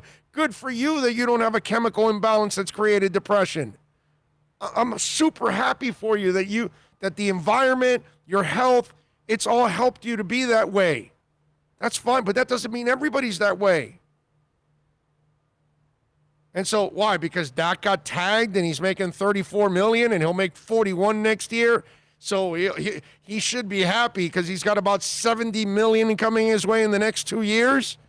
Is that why he's supposed to be happy? Since when does money make you completely happy? In fact, sometimes money is the thing that brings on the most unhappiness because of all the responsibilities that come with it. Running a corporation could bring you into depression. Breeding a family could lead you into depression. You don't know. When I saw Skip Bayless do that, it's just like, man, how can you be so stinking ignorant, dude? And condemning something that's helped people dealing with it being socially accepted and more understanding, is talking about it. Of course. Okay, and Skip's like you shouldn't do that. The idea is to make somebody feel comfortable. You're not the only one. This happens to me. Yes. To be able to make a connection. Yes. Like you're not isolated and by yourself. What Skip There's Bayless support. is doing is ostracizing others that have depression. Because now if Dak Prescott is going to get ridiculed, what about me? He's the quarterback of the Cowboys. He's beloved by all. He should be supported by everybody. And here's this guy on a national platform tearing him down, calling him weak. And now there's a kid somewhere in a high school somewhere suffering from depression and says, I don't want to come forward. They're going to make fun of me like Skip Bayless does. And so then they hide in their depression and they suffer. Which makes it worse. Of course. You cannot make somebody feel uncomfortable because of a condition that they have no control over. What you have to do is understand. What you have to do is support. What you have to do is help. That's what human beings. See, that's what's going on in our society. You don't condemn and ostracize. We are losing humanity, bro. We just don't care about the human being anymore. All we care about is the bottom line. My Cowboys, the stock market, whatever it is that we're talking about. It's all about the money, not about the human being. So Skip Bayless, and let me tell you something. I don't know if he has apologized, will apologize, whatever. I know Fox said they addressed it, all that. His apology means nothing to me. Okay? His apology would be phony. And why? Because this has been his track record all along. From way back in the day when he started with the rumors of Aikman being gay. Okay? And whether Aikman was or wasn't, who cares, bro? Like, who gives a rat's ass? That's none of your business. And not that he was, but I'm just saying, it's like, why would you bring that up anyway? And these are things that this lowlife has done over and over and over again, and I don't know why even people listen to him. Because what he is he's just like a national troll. That's all he does is troll stuff, dude. And with LeBron, it's been this monster troll job all the time. He finds somebody new, and now it's Dak that he wants to troll for all the wrong reasons. And let me tell you, Dak is, brother, how many people carry themselves better than that guy? For Christ's sake. I mean, that's an outstanding human being. Like he's the kind of guy like Tua, you know what I mean? Like you want them to succeed because you know they're going to represent your team the right way. You can always count on them. They're not going to let you down professionally, all of that. Athletically, hey, look, I can't predict anybody that's going to be perfect on the field, on the ice, on the court. They're going to be perfect and imperfect at times. But as human beings, I mean, what's there to say about Dak? He's handled the whole Jerry Jones clown stuff perfectly. That's exactly right, Bill. People know their leaders will be understanding when things fall apart. That's how trust is earned. Okay? He's biased towards Dak because he is a crazy Cowboys fan. That's how they act when Cowboys can't win a trophy. They're always blaming over their Garrett, Zeke, Dez, Romo. Well, Garrett deserved plenty of blame. He sucked. Let's see. Leo says, people celebrating the running game by the U yesterday, guys. UAB is a lower tier team. Leo, I could not expect anything, positive from you. So thank you for keeping the consistency there. Big O Bill listeners, worldwide Dolphin Clubs, Fins fan for life. Good afternoon from NorCal. Alexa V is in the house. Antonio says Dak lost his brother. that was the reason for his depression, and you add COVID to that, for Skip to make these comments is unacceptable. I don't know how this clown still has a job. To me, I'm actually surprised that Fox has kept him around. I think Fox should fire him. One of the things that you said that's really strong, and I've always said it, and you know, I had my roommate commit suicide, my girlfriend die of, diabetic coma, been through my grandparents. It's whatever you have to do to get through a loss, as long as you're not hurting somebody else and this and that, whatever it is, at the moment being alone or got to be with friends, go have a drink, whatever it is, that's what you do to get through that sadness. As long as you're not hurting somebody else, man, you couldn't be more right. And just, have people around, if that's what you want, to support you. You got tons of people suffering from it, man. Yeah, man. No, tons. It's tons.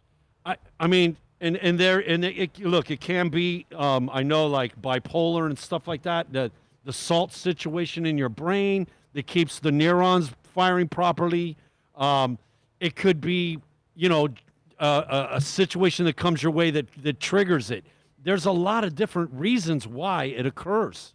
And for Skip to just like that, when this guy's reaching out and maybe helping somebody, what I mean? No, he's definitely helping people. Exactly. Damn right he's helping helping people. And to condemn that, man, what is wrong with you? No, it's disgusting on Skip Bayless's part. That's what it is. It's absolutely disgusting. You're right about him. He should be fired for this. This is unacceptable. Let's hear from Coach Flo. Coach Flo addressed the media today. We do it every day. We play Coach Flo's press conference, then we break down his comments, and we tell you what he's really saying. All right, let's play a little Coach Flo right now. All right, here we go with Coach Flo. Do it.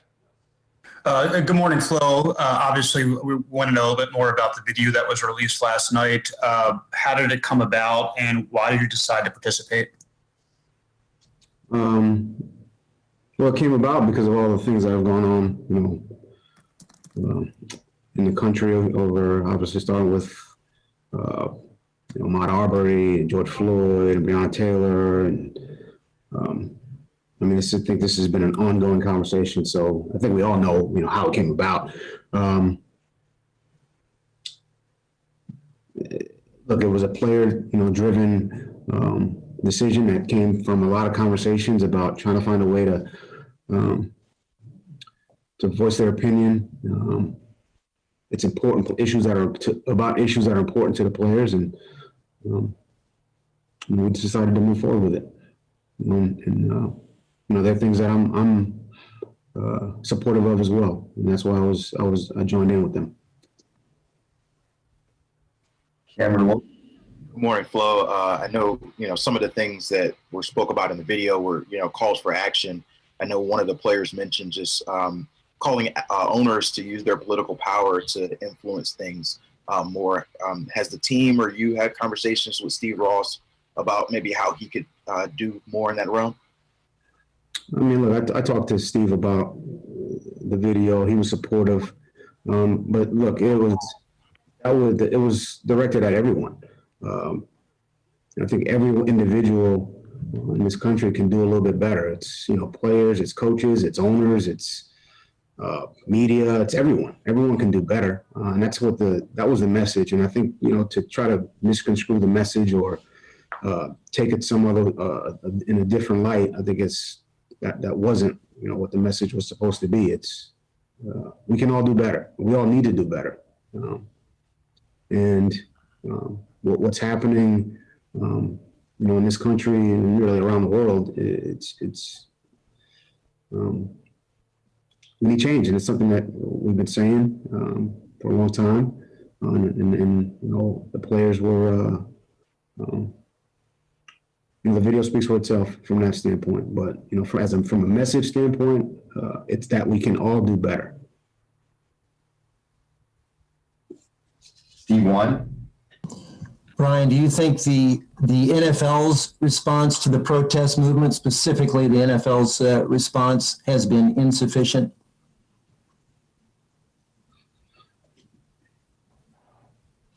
look, I think we can all do better. I mean, that was the message of the video. I think, nobody's going to put words in my mouth about how I feel about this, that, or the other thing. I think the video speaks for itself. I think we can all do better. I think we can all, we all know the situation in this country. I mean, we got kids who can't go to school because there's no Wi-Fi. To me, that's a major issue because I would have been that kid growing up where I grew up. So we can do better. We can find ways to help more people. That's the message of the video. So that's what it is. All right, we have time for two more. We'll go to Hal. Brian, if I can go back to what Adam was asking at the very start about how the video came to be, I think we're curious about how it went from concept to actual production and the final product. Who wrote the words? How was the video? He's not going to know. Recorded. Any details you can give us on that sort of thing? I don't have much for you on that, Hal. I mean, I've been trying to coach a football team. I'm in the production of the video, and it's not a coach's thing. Who wrote it? I think, I know Caleb Thornhill. He's obviously our director of player engagement. He had a lot to do with, he oversees the social justice committee. That group of guys had a lot of conversations. So Caleb, I would say he spearheaded a lot of, the conversation, and he did I thought, a really great job as far as opening up those lines of communication and giving those guys a platform to speak about some of the issues. And we wrote a lot of they wrote a lot of what they thought down on paper, and we were able to communicate it in the video, as you saw. But Caleb played a large role in it. He would know more about the production and all those things. But it was player driven, and they have our full support. Final question for Omar. Wow. Man, we can take a couple more questions. I'm fine here. Thank you, please. Appreciate you doing this, Flo. It's the Patriots. One question I had for you was, did you notice the booing that took place in the Kansas City-Houston opener? And what was your reaction to it, booing a moment of silence? Oh, their editors have taken over.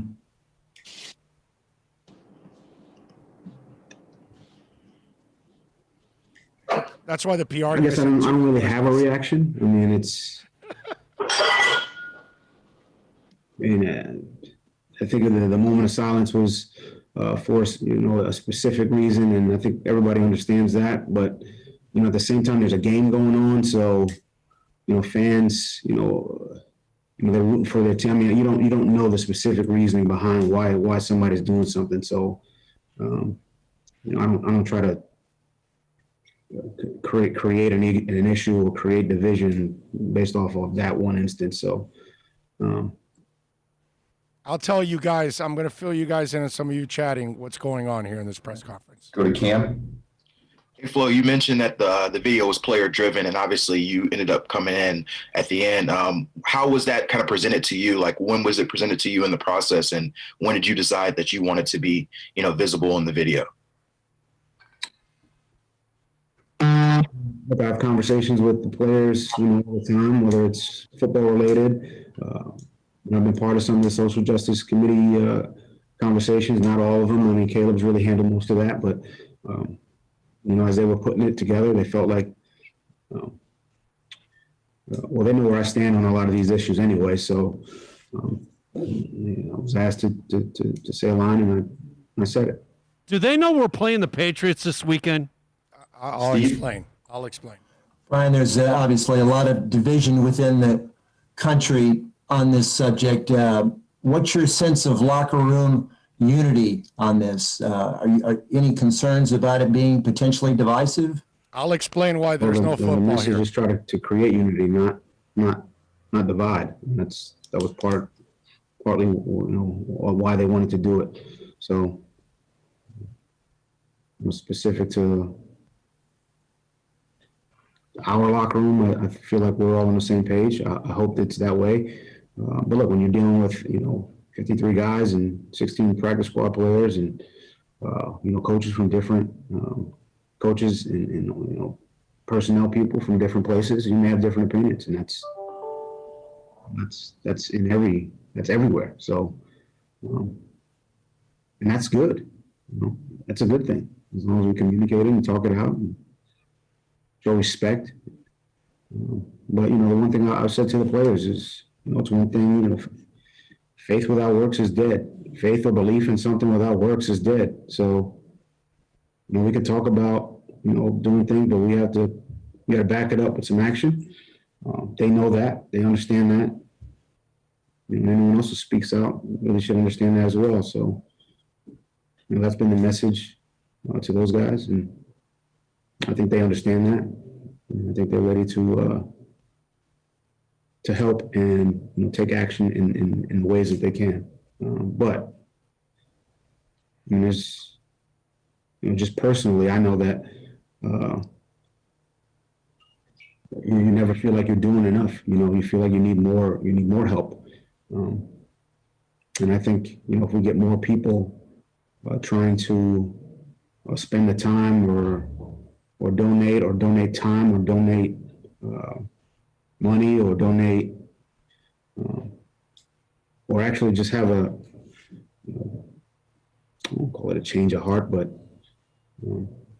empathy and an understanding. And if we can get that, then maybe we'll move in the right direction. All right, we got one more question. Omar? I want to get an update on Xavier Howard and Byron Jones. Those are two critical pieces of your secondary. How did they perform in practice this week, and what are your thoughts on their status for Sunday's game? Well, we'll get, obviously the clearest look today. Yesterday was more of a walkthrough, so I thought Tuesday, Wednesday, getting some of the kinks out, some of the rust off. So today's a big day. So we'll see where they're at, as far as today. But they're working hard to get back on the field, or not back on the field, but to get themselves ready to play. To contribute to the team on Sunday. All right, that is the head coach. Everybody. One last thing here, Matt. So it's 9/11. What happened? My uncle, I was, give him a shout out on 9/11. He was in part of ladder 118 in Brooklyn. It was, one of the first trucks to go in. He lost a lot of his. He wasn't working that day, so he lost a lot of his co-workers that day, and you guys can shout him out for me. Appreciate it. Thank you, guys. There you go. Flo, as always, super classy. Let me explain to you what happened there. The editors hijacked that press conference because of everything that happened yesterday, because of the video the Dolphins sent out, the reaction in the Chiefs game, obviously the whole temperature, everything going on. I truly believe none of those guys wanted to ask those questions. Those were the editors above them, their bosses, that know. Okay? Now remember, you're listening and watching this show. If you're a fan of our show, you're a fan of hardcore sports. Okay? And yes, I talk about the issues when I have to talk about the issues. I'm not going to shy away from them. But if I can talk about sports, I'm going to stay on the sports subject the entire time because that's what I like. And the editors know that it's going to get a lot of page views and it's going to get a lot of attention because it's a political year and people are turning this into a political subject. So they're going to get their page views. They're going to get a lot of traffic because of these damn stories. Believe it or not, there's a lot. We don't want to necessarily read about all this stuff all the time. We want to talk about this, about the games. Like for me, see, if I would have been at that press conference, I would have asked him, Coach, preparing for Cam Newton with Bill Belichick, how is that challenge now when you have no game tape and you've got to try to figure out, you got to kind of guess what they've got to do. And then I want to hear him explain what he's got to guess. You know what I mean? I want to talk to him about the chess match with Bill Belichick. Last year, you were able to go up to New England and pick up a big victory that they needed, right? Talk to me about the challenge of trying to figure out what he's thinking from down to down. You know what I mean? All these kind of things. There's so many things that I could actually ask him about. You know, Austin Jackson, how do you feel the young man going into a game like this? How prepared do you feel he is right now? I don't know. There's a lot of things that I can ask. You know what I mean? Football-wise, just to have a little fun with it.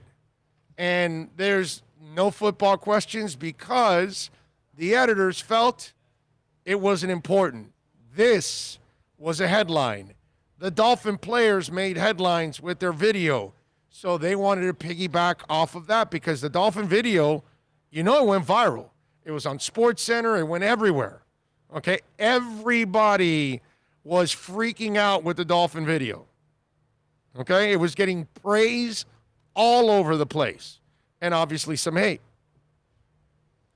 So the interview was all about getting clicks. Yes. Yes. Because there was only one football, and it wasn't. It was at the end. X. Yeah, that's it. That's it.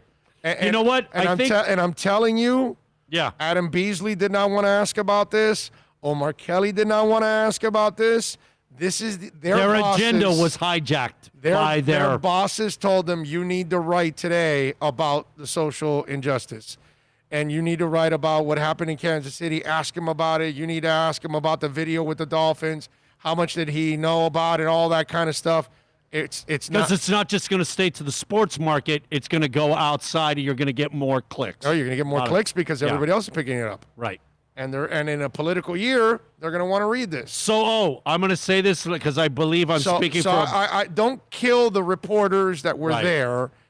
They are just employees like you are, and they're doing what their bosses tell them to do, bro. And, you know, when your boss tells you to do something, you got to do it, man. Yeah. You got no choice. I think I'm speaking for all of or most of the listeners out there. Oh, we want you to start questioning things at the interview. Yeah. Okay? Yeah. Yeah. Yeah, but then that means I can't do the show. I know. I'm joking. You know what I mean? I'm joking. I know what they're, because I'm saying, well, you're asking the question. Bro, that's a perfect question. That is a great question. Yeah. What do you do about Cam? I knew when Hal asked about, you know, how much did you take part in the video? I knew he had nothing to do with it because coaches, they're so busy freaking preparing their team. If you ask them, hey, can you help us? He's going to look at you fish-eyed like, are you serious? Are you aware of the lack of information I have on them? Out of your mind or something? I got a football team to prepare. Get the hell out of here. You need me? Tell me when. Write something, and I'll read it up, and that's it. That's what he did. That's all. Or hey, coach, say something here. 30 seconds about whatever, and say it. That's it. He wasn't going to be worried about filming the video, writing the video, producing the video, editing the video, chasing down players, their scripts. You think he's going to worry about that? Come on, bro. Come on. So, yeah. So I apologize that the press conference was hijacked by the editors of those reporters, but what are you going to do? Hey, at least Omar got us some kind of an update on X and Byron Jones. Because he really didn't answer the question. He left it. He left it all so Bill Belichick could guess it again, which they're both playing. Who's kidding who here? God. They're both playing. They're both going to get interceptions, man. You know what I would love more than the rookie kid? The rookie kid to have a big game and be like, oh, man, they got three beasts at cornerback. Uh-oh. Hank Goldberg's left nut says, must disagree, Big O. Omar is obsessed on this topic. I read his Twitter feed as you do. It's not his editor. It's him. No. In this case, trust me. When you see all of them doing it, I'm telling you. Okay? Guaranteed. Listen, Hank Goldberg's left nut. My left nut's been in this business a long time. Okay? And my right one, too. Okay? Trust me. I know what went on today.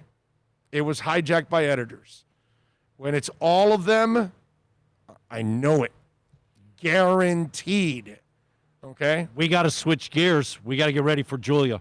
Yes, let's do that. All right, let's switch gears here. We're going to talk a little football, soccer.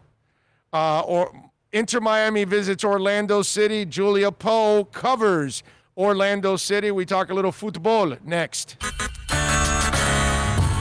It's a buyer's market at Toyota of Hollywood. Over 1,500 Toyotas on the ground, and truckloads just keep on coming. Now pay up to 50% less. 2020 Camry, not $29,000, $17,775. 2020 Corolla, not $22,000, $13,775. Buy a new 2020 Toyota with 0 down and 0% financing, or we'll make your payments till 2021 at Toyota of Hollywood, the #1 volume Toyota dealer on 441 between Hollywood Boulevard and Sheridan Street. Are you tired of watching the same old travel videos on the internet? Well, then check out MikeNoGoZones.com, a travel documentary that's breaking barriers. I go to the places that the media tells you to fear, where no one else dares to go. Baltimore, Opelika, South Side of Chicago, and more. Go to MikeNoGoZones.com. America's safest and best-selling compact luxury SUV is at Acura of Pembroke Pines, and this is how we do it. RDX, $339 a month at Acura of Pembroke Pines, the #1 volume Acura dealer.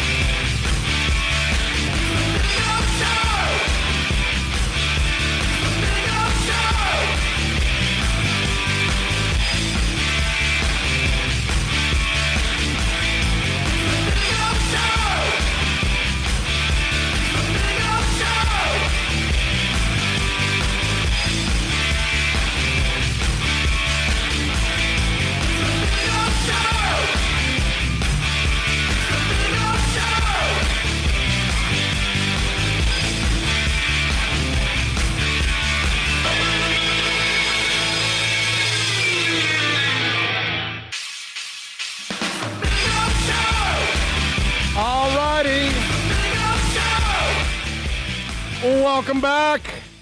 We told you in this hour we're going to talk a little football as Inter Miami gets ready to visit Orlando City SC. And don't forget, tomorrow we'll have all the action for you on the Inter Miami Radio Network.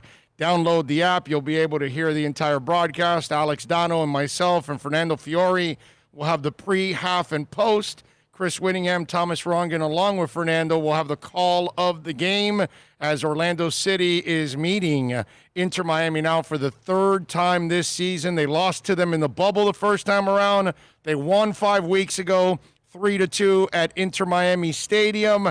Now they will visit Exploria Stadium, and Julia Poe will be there covering the team because she covers Orlando City SC for the Orlando Sentinel. You can follow her on Twitter at JPoePoe24601 and follow her there if you're an Orlando City fan. Julia, thank you. Good afternoon. Appreciate you joining us. Yeah, thank you so much for having me on. What's the 24601 stand for on the Twitter handle? It is a reference to Les Miserables, the musical, or the book, if you've ever seen or read that. It's just kind of a reference to that, a little bit nerdy. Okay, all right, okay. I'm not a Les Miserables fan, so I can't say I would know. So okay, now I know. Okay, all right, good stuff there. Julia, so how is the feeling right now in Orlando with the team? Because, you know, coming off the tournament, it was probably the high right there for the franchise overall. They've kind of been trying to break through and get into the playoffs. That success in that tournament, kind of maybe is that the pinnacle right now for the franchise? Yeah, I think they're trying to manage their highs and their lows. This is a team that is very hungry, and Coach Oscar Pareja talks a lot about just trying to manage their frustrations and also their excitement. On one hand, they're ranked number 3 in the Eastern Conference right now. That's got to be a great feeling. But on the other hand, they were very frustrated coming off 2 draws in their last 2 games. Those were both games that I think the guys kind of felt like they could have won. and they were very close to being able to beat Atlanta at home. So I think there's been some big highs. Beating Atlanta for the first time on the road obviously was a huge deal here in Orlando. But then there's also been some frustration, a little bit of finishing struggles in the last couple games. So it really is game to game. These guys don't stay on any one emotion too long, but especially coming back home for this final game of phase one, they're going to be really hungry and really looking for that win tomorrow. Is there a rivalry yet? I know we try to make it, fans try to make it, they put names on it. Do you think the players are feeling it right now? I think so. I honestly think that it must be such a unique experience for them too, just playing a team this many times in such a small period of time. I mean, this is their third time matching up, like you said, since the start of that tournament. That's not a very long time. So I think, especially when you're stuck in regional play like this, where you're only playing the same three teams on these home and away series, there's got to be a little bit of kind of that edgy feeling of, okay, we've seen these guys already 2 times. We know kind of what makes them tick, and also, what kind of like annoys you about trying to guard another guy or go up against another guy. So I'm sure that there's going to be that feeling. And I think that they also know that, at least in Orlando, that rivalry is already taken pretty seriously. That's been, there's been a lot of that action going on before Inter Miami even had a roster. So I think coming home and playing at home here in front of their fans, that's definitely going to be something a little bit in their mind. And again, Pareja talks about that a little bit, about just trying to make it add a little bit of life and a little bit of buoyancy to the game, especially in their third matchup, again, in such a small period of time. I almost feel like, Julia, like you need a couple of fights to break out, a couple of shoving matches. I almost feel like some testiness, in other words, has to happen first before like a real edge to a rivalry happens. You know what I'm saying? And since neither one has been, Miami's new and Orlando's been at it for a few years, and neither one really has really accomplished big things in this league yet. It's almost like it's still kind of simmering. I feel like it's not really hot and heavy. Like let's say this weekend, Dolphins and Patriots or Dolphins and Jets. That kind of stuff that has been boiling for many, many years. I almost feel like we're not there yet. You know what I mean? I'm looking forward to it to get there, but I don't know if we're there yet. You know what I'm saying? Oh, definitely. It'll only get better as it goes, but I'm not one to. I think rivalries are fun. I'm from Kansas City, and we have a lot of big rivals there with all of our professional sports teams, and I love them. So I'm not gonna hold back. If fans want to jaw at each other and get at each other, if the players want to do it, I'm not gonna try to regulate what we do and don't call a rivalry. But I do think that the longer it goes on, hopefully the spicier it'll get, and I really hope that happens, because again, I mean, they're fun. It's fun when the teams and the fans are going at each other. So looks like your Chiefs are going to repeat, right? Is that what's going to happen? You know what? I'm just trying to stay positive. I'm very, very high on them right now. Last night was a fun night for us. Yeah. Well, listen, you guys ended up re-signing everybody. Normally, you know how it is. Normally, Julia, you win the Super Bowl, everybody wants their money, and they have to go get it in other places, and they keep only one guy. You guys paid everybody, all the big pieces that you needed. I mean, and in a short off season like this, I got to favor your Chiefs again this year. I mean, you guys are riding high right now. Yeah, well, we'll definitely have to see how it goes. I mean, that's a long season, but it's been much needed. Kansas City has been a sad place to be a sports fan for a bit. In the last few years, they've given us a lot to be happy about. Julia, walk us through, because I know Orlando's history from even the USL days when they were, mad crazy about their team and infamous for their chants and all that stuff. And it's translated over, obviously, to Orlando City.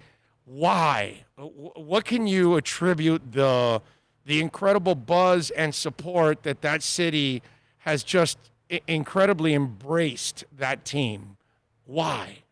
Yeah, definitely. I mean, I have not been in Orlando for a very long time. So I came in last year, mid-season, and I was really blown away, like you said, by the way that the fans really embrace this team. And I think it's kind of a beautiful thing to see this season because you come in to a city that is kind of long suffering like Orlando in terms of their sports teams, and then you see a team succeed the way that they have this year. It's a very special thing to watch happen. And I think the general feeling to the fans is kind of just this unified emotion of just like finally, like they're finally getting the product that kind of matches everything else that Orlando City has going for it, because the club off the pitch has always had such a good relationship with the fans, and the fans have always backed the team so well. So I think that seeing that success happen just in terms of seeing the way that it's impacted the city and impacted the fans has been really lovely, and you can really see that support kind of flourishing. There is still a little bit of fatalism. I think a lot of fans are don't know if they can trust it to be long-lasting success yet, but it definitely has been starting to pick up there. How healthy is the team going into tomorrow's game? Moutinho and company, what do we got going on with Orlando? Yeah, so Orlando City is still a little bit short in terms of players. As far as João Moutinho is still out. He tweaked his groin a little bit against Atlanta, and those are just such long-term injuries to come back from. So he's out for a few weeks, and then Dom Dwyer obviously is out for the rest of the season. But besides that, with a very heavy workload, they've done a pretty good job of keeping the rest of the team pretty fit and pretty healthy. Obviously, knock on wood, no one ever wants to see injuries happen. And what is it? Aias, Matthias, is it how is it pronounced? Aias Aias, that's it. Waiting for the visa. What's the latest there? Yeah, so it's still pretty much kind of the same situation that he's been in. He currently is in Spain. He's just waiting to get his visa in hand from what we've been told. The second that he receives it, he'll be on the next flight out to Orlando and then doing that 10-day quarantine. But it's been a little bit of a slower process, and I know fans are starting to get frustrated, especially seeing Miami get multiple guys on the ground here in Florida. There's been a little bit of rising frustration, but hopefully we'll see him come over safely soon, because I'm personally excited to see Matheus get out onto the pitch with everyone else. All right, so you know Orlando well. You've seen Miami twice now. They've gotten better now. They were 0-5 in their start. They're 2-1-2 in their last 5 games.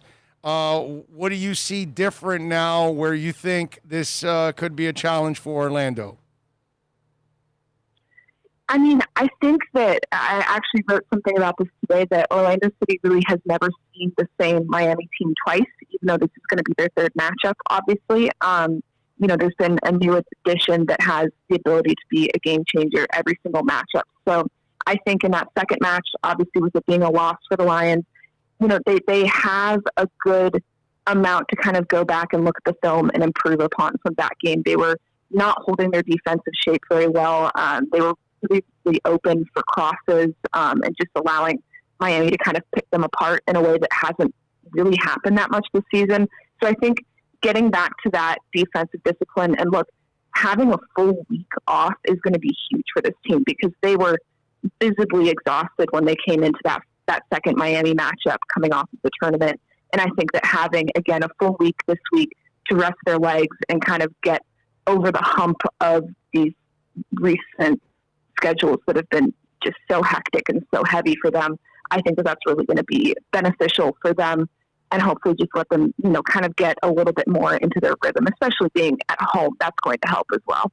Julia Poe, by the way, does an excellent job of covering Orlando City for the Orlando Sentinel. Follow her on Twitter, jpoe24601. Julia, what's your prediction for tomorrow? I mean, we don't do predictions, so I try to stray away from those. I'm also horrible at predictions, so no one should ever listen to anything I say in that arena. Join the club, baby. Join the club. We're both terrible. I know. Good. I think it'll be another thriller, though. The way that they've been putting together these matches, I think that it, like you said, it's just going to keep building that rivalry, and that's going to be fun for everyone involved. Is Nani as fun to cover as he is to watch play? Yes, He is. When I was covering the MLS tournament, the way that we were positioned on around the pitch for just how crazy that tournament was, we were on field level, just feet from the field, and being able to see Nani play that up close. I mean, that is, if you ever get the chance to do that, do it, because it is, it's something special to watch him up close and personal when he's really going full speed. Yeah, he's one hell of a. He's the one guy that I'll be worried about all night and into the broadcast, going, whatever you do, guys, mark that guy, man. Stay on top of him, because he is, whether scoring or setting up, he's just a fantastic player. It's going to be a lot of fun. Listen, Julia, thank you for taking some time. I look forward to doing it again. Enjoy the game tomorrow. Be safe. Wear your mask. Awesome. Thank you so much. You got it, Julia. Thank you. Julia Poe from the Orlando Sentinel covers Orlando City SC, which tomorrow they will host our Inter Miami squad at 7:30. Remember to tune in at 7 o'clock. Download the Inter Miami app. Tune into the broadcast. We'll get you ready at 7 o'clock. Alex Dono and myself, along with Fernando Fiore, the game at 7:30. Chris Whittingham, along with Thomas Rongan and Fernando, will call the game. We'll be back at half and then the post game, and hopefully we'll be talking about a victory. It would be nice, because you think about it, it would be Miami's first road victory. That's another first for them. They have their first road tie. They have a home tie. They have 2 home wins. They're undefeated at home, actually. You know that? I don't know if you guys know that, but they have not lost at home yet. They've only had a couple of home games, but they're successful in their home games, right? They're either tying or winning. So that's pretty good so far for them. They're not defeated at all. They haven't lost yet at home, but they haven't had a road win yet. So this would be nice. Plus, it would end up becoming 2 in a row against Orlando also, which is very important, and three enormous points that they need. You know what I'm saying? And you never know if there's some help coming down the line to add to this roster. That would be good too, and they're ready to take another step forward. It's going to be a lot of fun tomorrow. So tune in. And by the way, for those of you that are watching, it's on CBS tomorrow. If you want to listen to it in Spanish, you go to Univision. For my friends in Canada, DAZN is going to have it in Canada also. But if you want to listen, make sure you download the app and you will love it. All right? I promise you. Very many cultures here in Orlando and no pro teams other than the Magic. The city has embraced a football team. Yep. It's pretty cool. It's pretty cool. And yes, Leo is a goner. Leo was like, oh, you don't care about disrespecting the flag because you never served and you never had anybody. My dad served, dude. My dad served. Okay? Late 50s, early 60s, he served in the Army. You know, Leo, if you're going to open your mouth, make sure you have all the facts, my brother. Has nothing to do with serving or not serving. And you know what? Besides your ignorance, you know, we don't need it, my brother. People fought and died for our right to be able to protest things like this. Yeah. This is exactly what makes us American. Yeah, Leo's too ignorant to understand that. I'll never understand coming onto a sports show to attack the host. Yeah, well, whatever. I mean, it's not so. I don't care if you attack me. I don't care if you call me a name or two or whatever. That's fine. I can live with that. But it's when you start getting ridiculous. It's when you become a troll. It's when you're just, spewing crap on a consistent basis. You know what I mean? When it's noticed that the people that end up getting blocked are the people that come on with an agenda. You know what I mean? And it's the same agenda all the time, and they never change. And so then, the beauty is we just, delete your ass, and nobody has to see it anymore. Nobody has to deal with it anymore. That's all. There are that group you do know that are just wanting you to go off, right? No, I get that. It's like, get them all. I get that, but it's just like, Leo, you want to get ridiculous, go ahead, bro. I'm going to have the final say when it's all said and done. So my best friend is in training in the military, and he's okay with players kneeling. Well, he's fighting for that. And Gus 1388 has a little bye Felicia for Leo, and he has a ghost and the bat, which is our code. Matthew Walker threw out the ghost and the bat. He threw that out earlier.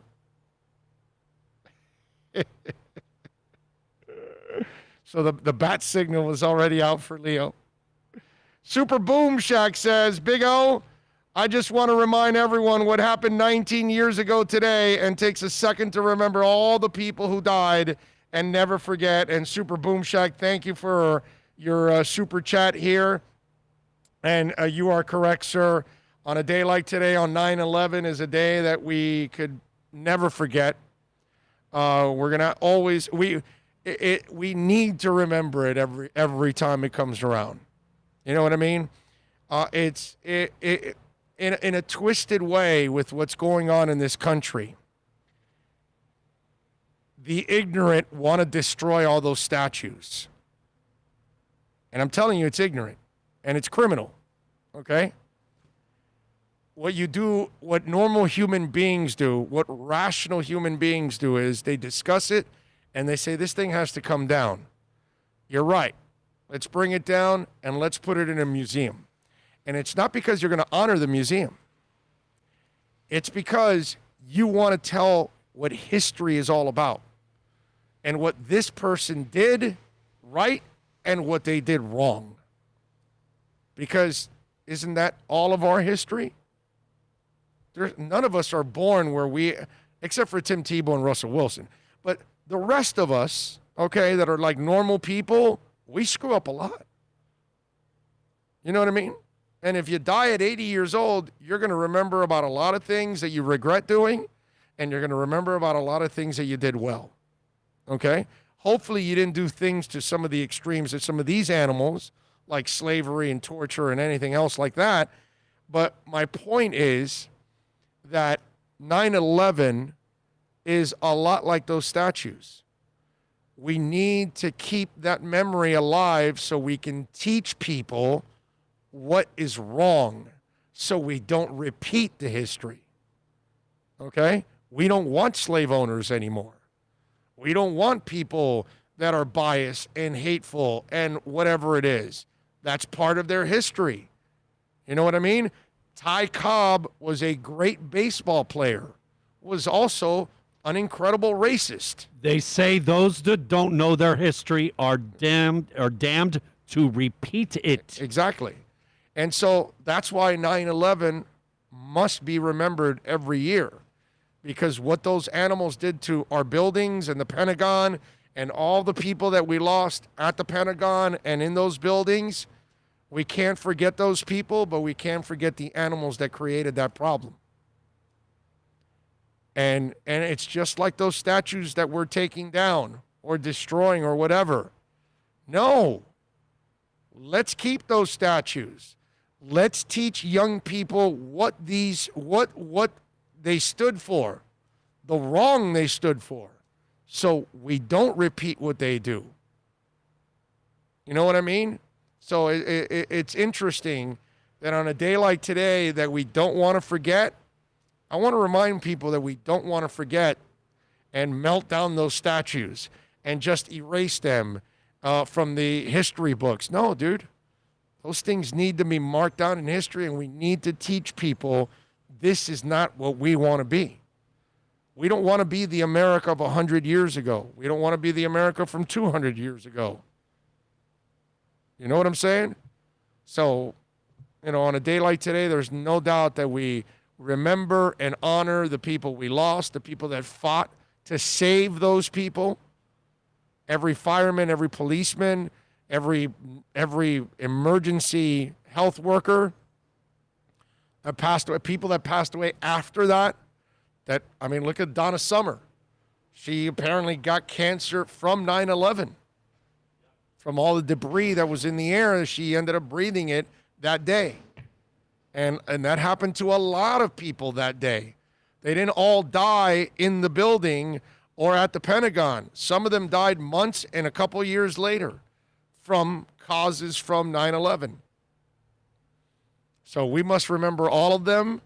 We must cherish their memories, but we also have to teach everybody the ills of what happened that day. And we have to make sure that we protect our country every single day from that never happening again. Because that's a moment that I don't want to ever live. That's the kind of moment that I'm supposed to see in a movie where I'm just freaking out and wow, that's great effects. I don't want to see the real thing ever again. Because it's just like when I was watching that, like the rest of us that were watching that 20 years ago, we're thinking, is that a real plane flying into the Twin Towers? Did one of the Twin Towers just collapse? And then, like, was it 45 minutes later, the next one collapsed? I think it's probably the most anxious, empty, panic, like, please, go, get out. Because if you remember, the second one fell before the first one. And it's like, man, that one got hit before. If that one went down, the one that got hit first is going, like, everybody, get out. Like, yeah. Man, I will never forget that. It was just, oh, man. It was horrible. Yeah, one of those where you just, I just kept saying, get out. Everybody get out. Everybody, please get out. Oh, my God. There's no answers for it. But, again, it's something that we should never forget. That's for sure. 786-322-1105. If you want to get in on the text line, that's 786-322-1105. If you want to get in on the text line, you can also reach out to us on Twitter. That's at Big O Show. Follow us on email. You can reach out to us on email, Orlando at Big O Radio Show. John Santos says, hey-o, can you ask Michael what's going on with Inter Miami and Qatar? What's what? I don't know if they're a sponsor or not. They're not. I don't know if they ended up becoming a sponsor or not. I'm not sure because they were supposed to be like on the shirts and they're not on the shirts. So maybe that fell through. I don't know. I have no idea. And who's Michael, by the way? Oh, Michelle. I'm sorry. I see it now. Okay, I got it. No, I got it. I didn't notice it was Michelle. I will ask Michelle. I heard her on the radio working through. It was a small private plane that on the first hit and the second plane filled me with rage. Yeah, it's crazy. That 9/11 day was a day of, all kinds of stuff. Anyway, so we got a bunch of things to talk about. Let's do this. Let's take a break. Give me a couple minutes here, and we will have Michelle Kaufman in 2 minutes here. And we'll talk about Inter Miami going on the road, searching for their first road win. We'll talk about that next. It's a buyer's market at Toyota of Hollywood. Over 1,500 Toyotas on the ground, and truckloads just keep on coming. Now pay up to 50% less. 2020 Camry, not $29,000, $17,775. 2020 Corolla, not $22,000, $13,775. Buy a new 2020 Toyota with zero down and 0% financing, or we'll make your payments till 2021. At Toyota of Hollywood, the #1 volume Toyota dealer on 441 between Hollywood Boulevard and Sheridan Street. Are you tired of watching the same old travel videos on the internet? Well, then check out MikeNoGoZones.com, a travel documentary that's breaking barriers. I go to the places that the media tells you to fear, where no one else dares to go. Baltimore, Opelika, South Side of Chicago, and more. Go to MikeNoGoZones.com. America's safest and best-selling compact luxury SUV is at Acura of Pembroke Pines, and this is how we do it. RDX, $339 a month at Acura of Pembroke Pines, the #1 volume Acura dealer.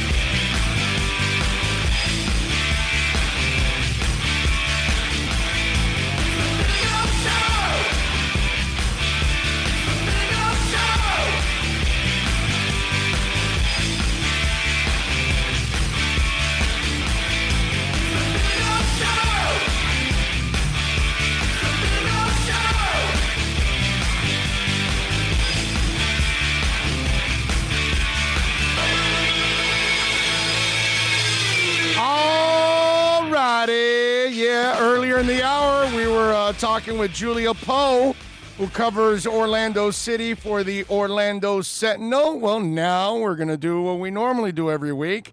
We talk with Michelle Kaufman from the Miami Herald. She covers Inter Miami on a daily basis. You can follow her on Twitter at Kauf Sports. How about that, Michelle?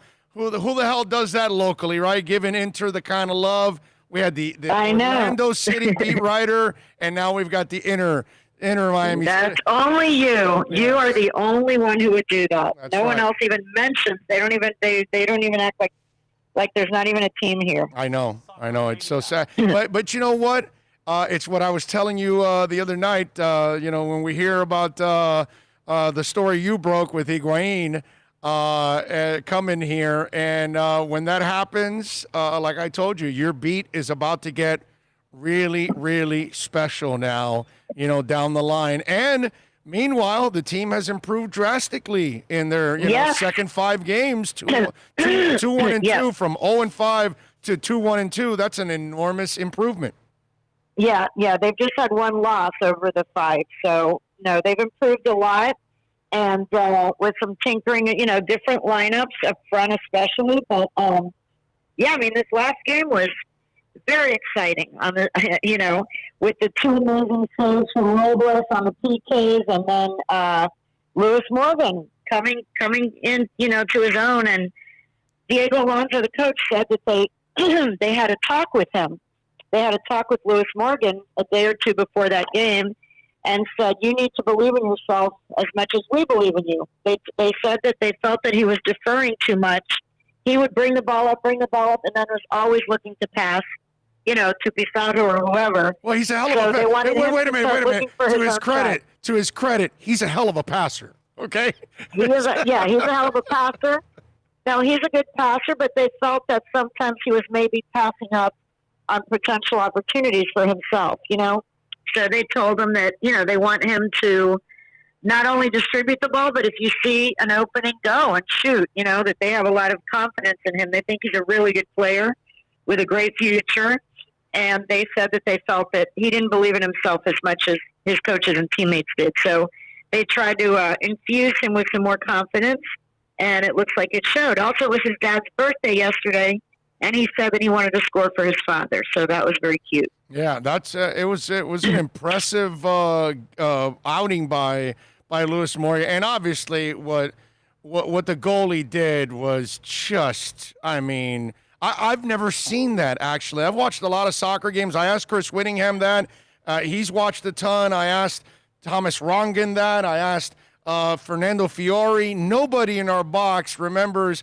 We all remember a goalie making 2 PK saves in a game, but in back-to-back shots like that, I've never seen that in my life. And that was, that was the turning point of the game right there.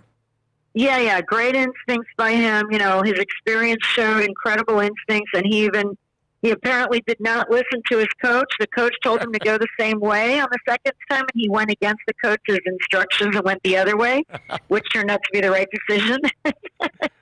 So then I started thinking, being the devious person, I started thinking, I wonder if that's like a trick play where they have the coach yells out something so the other team hears it, but they actually really are going to dive in the other direction. But then I thought, no, I'm probably overthinking this here.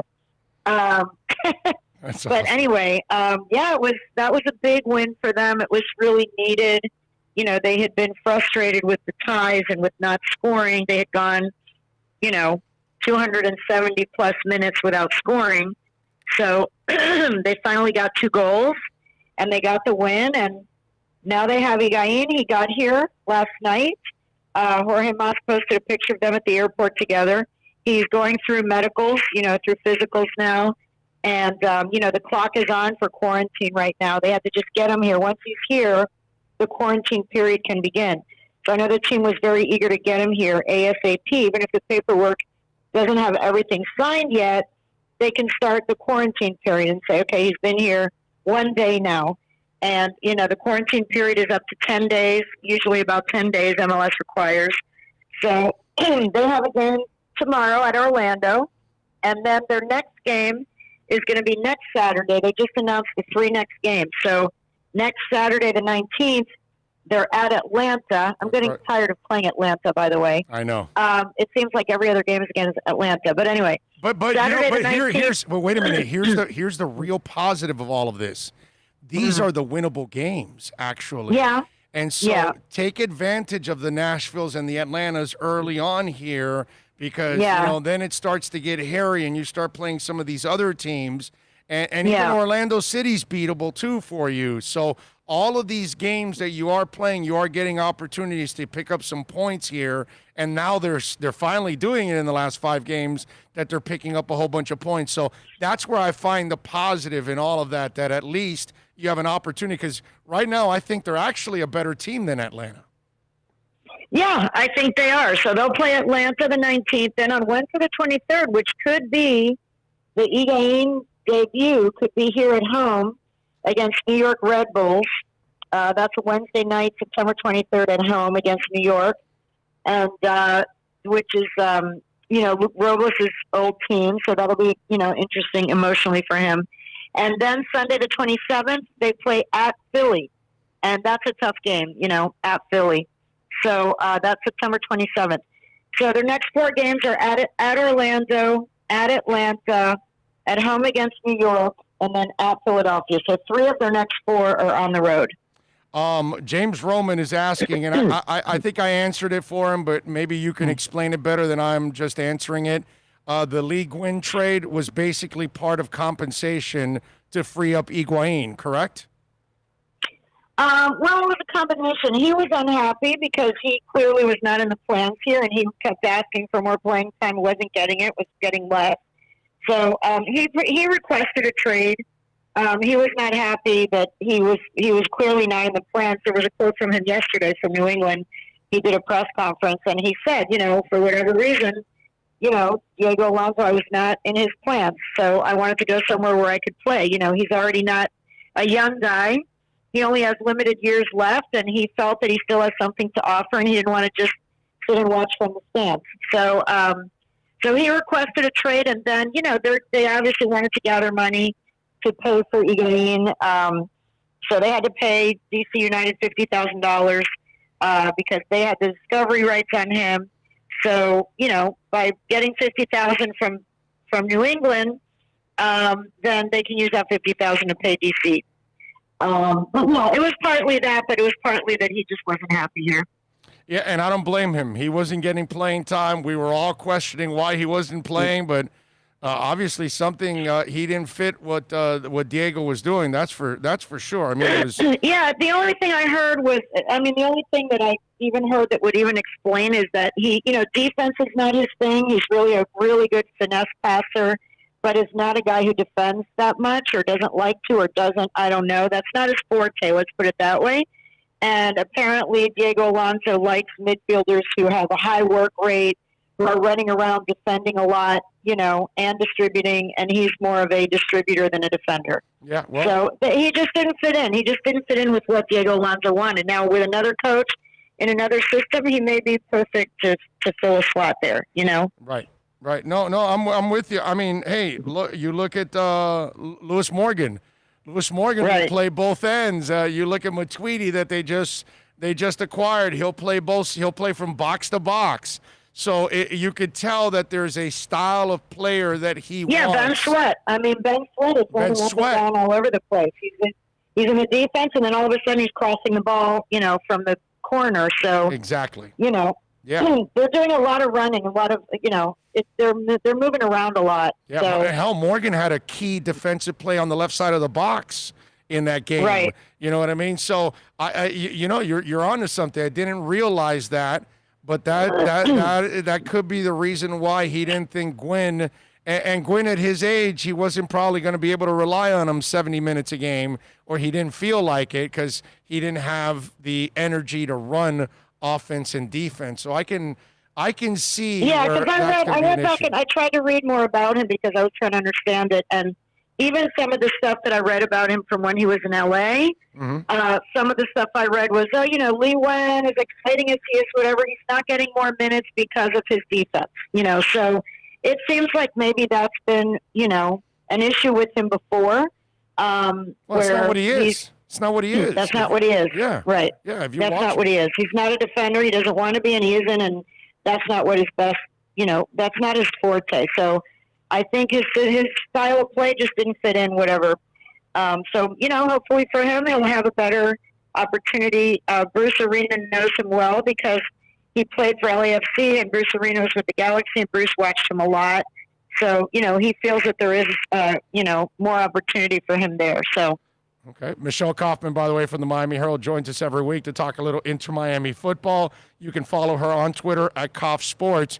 And speaking of the aforementioned Ben Sweat, he started off struggling, and he has been, in these 5 games where they've turned it around, he's been an integral part throughout. I really enjoyed watching his improvement and him getting more comfortable with this team. Yeah, I feel the same way. At the beginning, I wasn't sold on him. The first couple of games, I was like, not too excited about how he's playing. But definitely, he has been involved. I mean, he is like all over the place, and he's been really good at connecting. He's been connecting with Pizarro. He connects with anybody who's up front. And with Matuidi, I think he'll connect well with him. Like that left side. Is going to be very strong. So the key is now the forward, and obviously, I mean, Lewis Morgan showed he can score. Carranza has had a game where he scored 2, but they haven't had that real killer striker, lethal, person who just has a nose for the goal up front. And with Higuaín, that's what you're getting. I mean, I know he's not young. But that is what he does. That guy scores goals. That's what he's paid to do. He's, was one of the top most prolific goal scorers in Europe for about 10 years. One of the, very, very high scoring. So he's the kind of guy that they need, I think.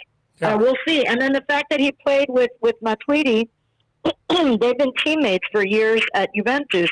So they know each other well. They know each other's tendencies. They have passed back and forth to each other many, many, many, many times in very big, important games, Champions League games, Copa games, whatever. So, I think that pairing is going to work really well as long as he's going to have to fit into the style here and understand how MLS is different from where he's played. He's not going to have world-class talent at every position, which is something that when some of these international stars come, like when Kaká came to Orlando, for example, speaking of Orlando, sometimes when an international star comes, they don't just all of a sudden slide in and everything is great, because the other players around him are not the level that he's used to. He may expect that the players around him are capable of doing things and seeing things that maybe they are not, so he may try to thread a path assuming that the guy is seeing what he's doing, but the guy's never played with someone at that level, so will not be expecting that pass. You see it in basketball too, sometimes. So he's a very high-level player who has played alongside, Cristiano Ronaldo and all these top players, and now his teammates are going to be Lewis Morgan and Julian Carranza, and, it's a different level of player that's younger, less experienced.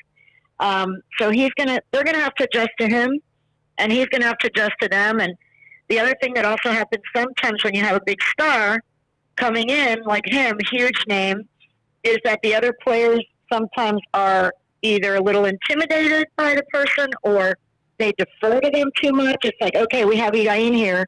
Now I need to feed him the ball every single time. You know what I mean? And so they sometimes defer to the star, are a little intimidated by the star, don't feel that they're on the same level as the star. Whereas, and I know Paul McDonough has talked about this. I've heard him talk about it, that sometimes if you have a team of all guys who are kind of at the same level, the chemistry on the field is sometimes easier and better than if you have two, world-class stars playing with 9 other guys who are not world-class stars, and how they have to adjust to each other. So it's not that it can't work, but it's not as easy as just, oh, here's the final puzzle piece. This guy scores goals. We're going to put him in, and all of a sudden Inter Miami is going to, race to the top of the standings. It's really not that easy. There's an adjustment period for him and for his teammates in order for them to gel and understand where they all are. So it'll be interesting, though. It definitely makes the next few months very, very interesting. And let me tell you, after I know he didn't score, but I did like what I saw from Robbie. I would give him one more chance tomorrow at starting. How about you? Oh, yeah. Oh, yes. I have liked Robbie from day one. I like Robbie.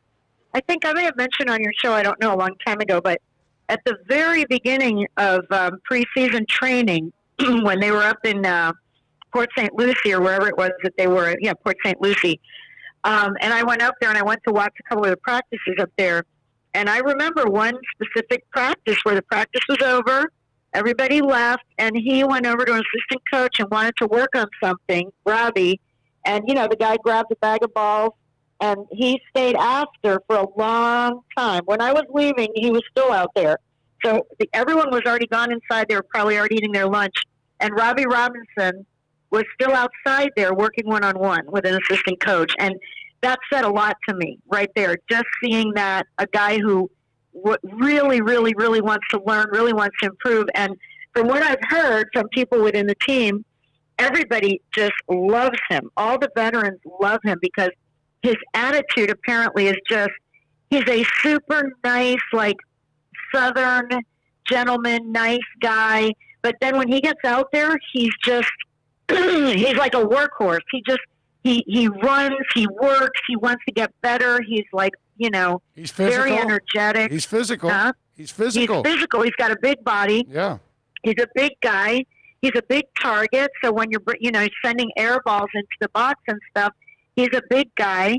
Some of those balls that Breck Shea is sending, maybe he can connect with Robbie. So by the way, I like that change. I like that change too with Breck Shea.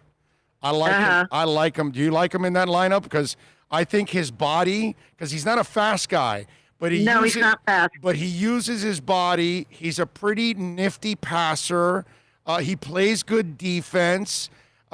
Even though he's not a fast guy, he uses his size to his advantage. And I like that he understands who he is out there and he plays it to his advantage. I like that change. I like him. Yeah, well, he's powerful. The one thing I would say is, they've been giving out the stats for passing efficiency and stuff. And his passing, for every good pass that he makes, there's one that goes to the opponent. So he literally, just to give an example, Matt Tweedy's, passing efficiency for his career, but definitely still for the games here is like 90%, 91% of his passes go where they're supposed to go. The same for Victor Ulloa. Victor Ulloa has 90% for his passing efficiency. LGP, Leandro Gonzalez-Perez also. He's playing his ass off. 90% of his passes are going to the right person. Breck Shea was at 57%. Yeah. So, he would make one good long pass that would reach what it was supposed to reach, but then there would be another one that would go to the opponent. So I think he's a guy that he has some strengths, definitely, like what you're talking about, that he can help the team with his size, with his strength, with his defense and stuff like that. But I think his passing is a little bit of a liability. But we'll see. I mean, it's only been a couple games. He's definitely, I remember when he was with the U.S. national team, there were so many high hopes for him. He's a guy who's just not, he doesn't look like your typical soccer player, He's an interesting looking guy, and he's out there running, or you're like, where did this guy come from? But he can be effective. He can be effective in the right situations. And he does have an extremely strong leg. He can kick the crap out of the ball. He can, he can get it into the box from anywhere on the field. So there are some skills that he has that I think are definitely interesting and useful and everything. It's just a matter of using him in the right way and in conjunction with the other guys that are maybe more precise in their passing. I didn't get a response from you the other night, but is there any doubt that Diego Alonso is the new Pat Riley on the sidelines when it comes to the Threads? Oh, the Threads. Yeah, he likes to dress. He's definitely got his look. He's got his little skinny Italian suit with the the pointy shoes, the pointy leather dress shoes, and he's going to wear that. It doesn't matter if it's raining, if it's 150% humidity, he is going to be wearing his little suit. You know, even in Orlando, a lot of the guys, and even just regular games now in the league, you'll see guys like Bruce Arena or some of these other coaches are wearing like, Polos. a polo shirt. dry They fits. wear a polo shirt with their team logo on it. Forget it. You know, you never ever see him, except at a practice. And even at the practice, he's wearing like the slick, zip down, dry fit thing. You are never going to see Diego Alonso in an ill-fitting T-shirt or an ill-fitting sweatsuit or a polo shirt with a little logo on it. He's very, very fashion conscious. He dresses impeccable. I don't know how the man was not sweating through the suit the other night. It was blowing me away, and he's not a calm dude on the sidelines. You know what I mean? No. Because I'm watching the Nashville guy, and he's working the referees and talking to, and Diego's he doesn't talk to the referees. If he talks to the referees, it's to rip them.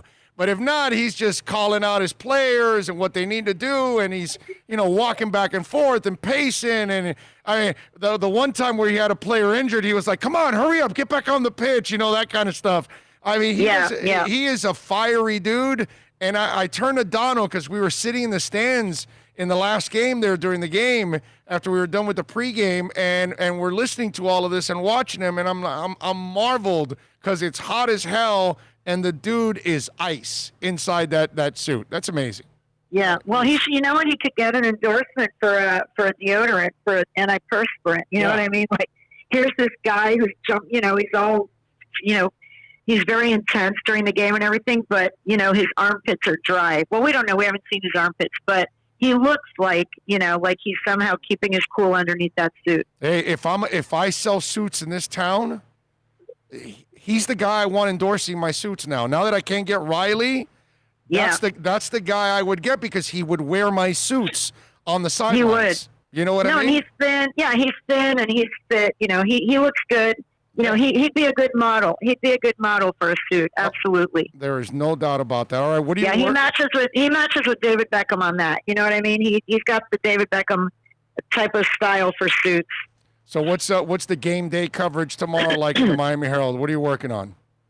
Well, right now I'm working on an advanced story. I already filed a story on that Higuaín is here, going through medicals about the 3 new games, and then I'm adding on. We have a interviews this afternoon with a few players and with Diego at 4:00. So after that, I'll be updating the story with more information leading into the Orlando game, and I also have listened in on an interview with the Orlando coach also with Friday House. So I'm going to put that stuff in.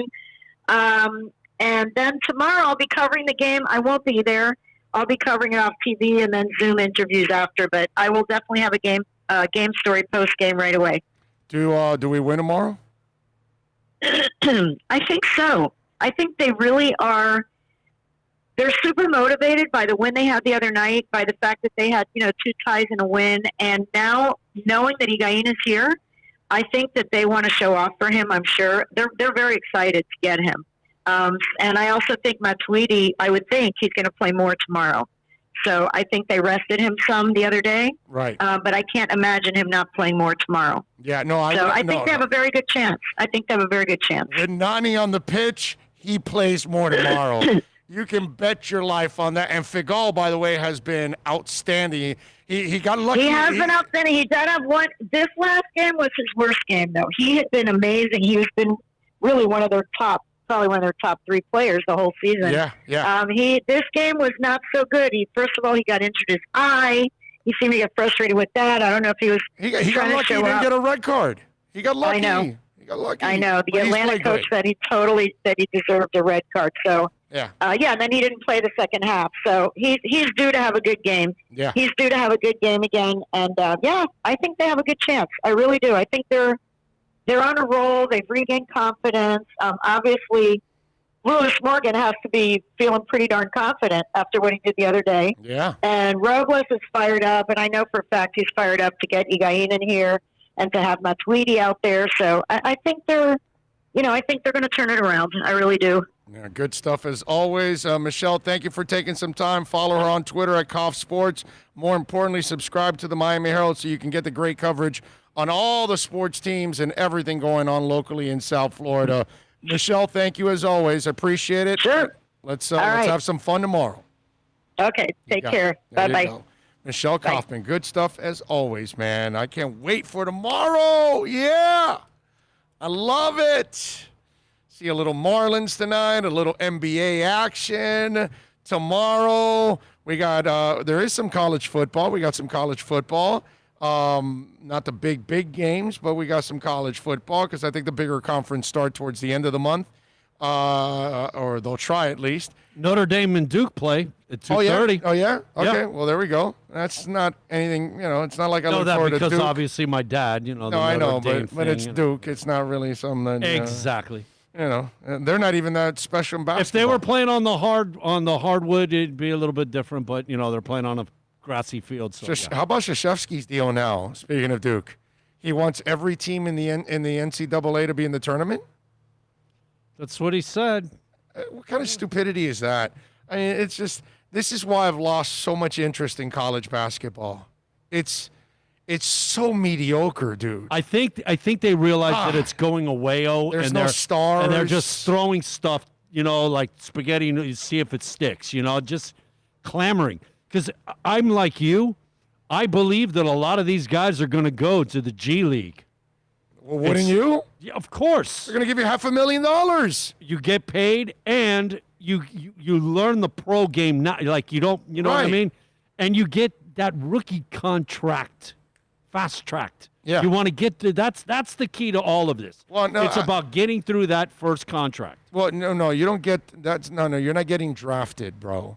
I know, but, it's not a contract. But it's not your first contract. But you're going in for 1 year. Well, but you're getting money at least, is what it is. But you're not. It's not a contract like your NBA contract. I realize, Okay. but you don't understand my point. It's like, and you're getting the pro perspective, That's not where you're college. fast. That's where Yes, you're fast tracking. Exactly. That's where you're fast tracking. That you're learning the pro game right away, and you're playing with pros, because most of those guys are all pros. They're all getting paid. Yes. And they're all trying to move up to the next level. Now it's a lower level of pro, but it's still the pros. You know what I mean? And that's where Kendrick Nunn's going to be, and that's where Duncan Robinson is, and those kind of guys that you're going to run into that are the guys that are fringe NBA players. You've been in the NBA organization. Yeah. They got more info on. You know what I Yeah. mean? It's this. Everything connects and says yes. Yeah, to me, Okay? college basketball is so weak now, and this crazy. It's about to get hit. And this crazy idea now that you want to put all the teams in the tournament, what kind of stupidity is that, dude? But that shows you. That's why I've lost all interest in it. Outside of a game, I don't really watch a lot of college basketball anymore. I watch the tournament for fun, bet on it a little bit.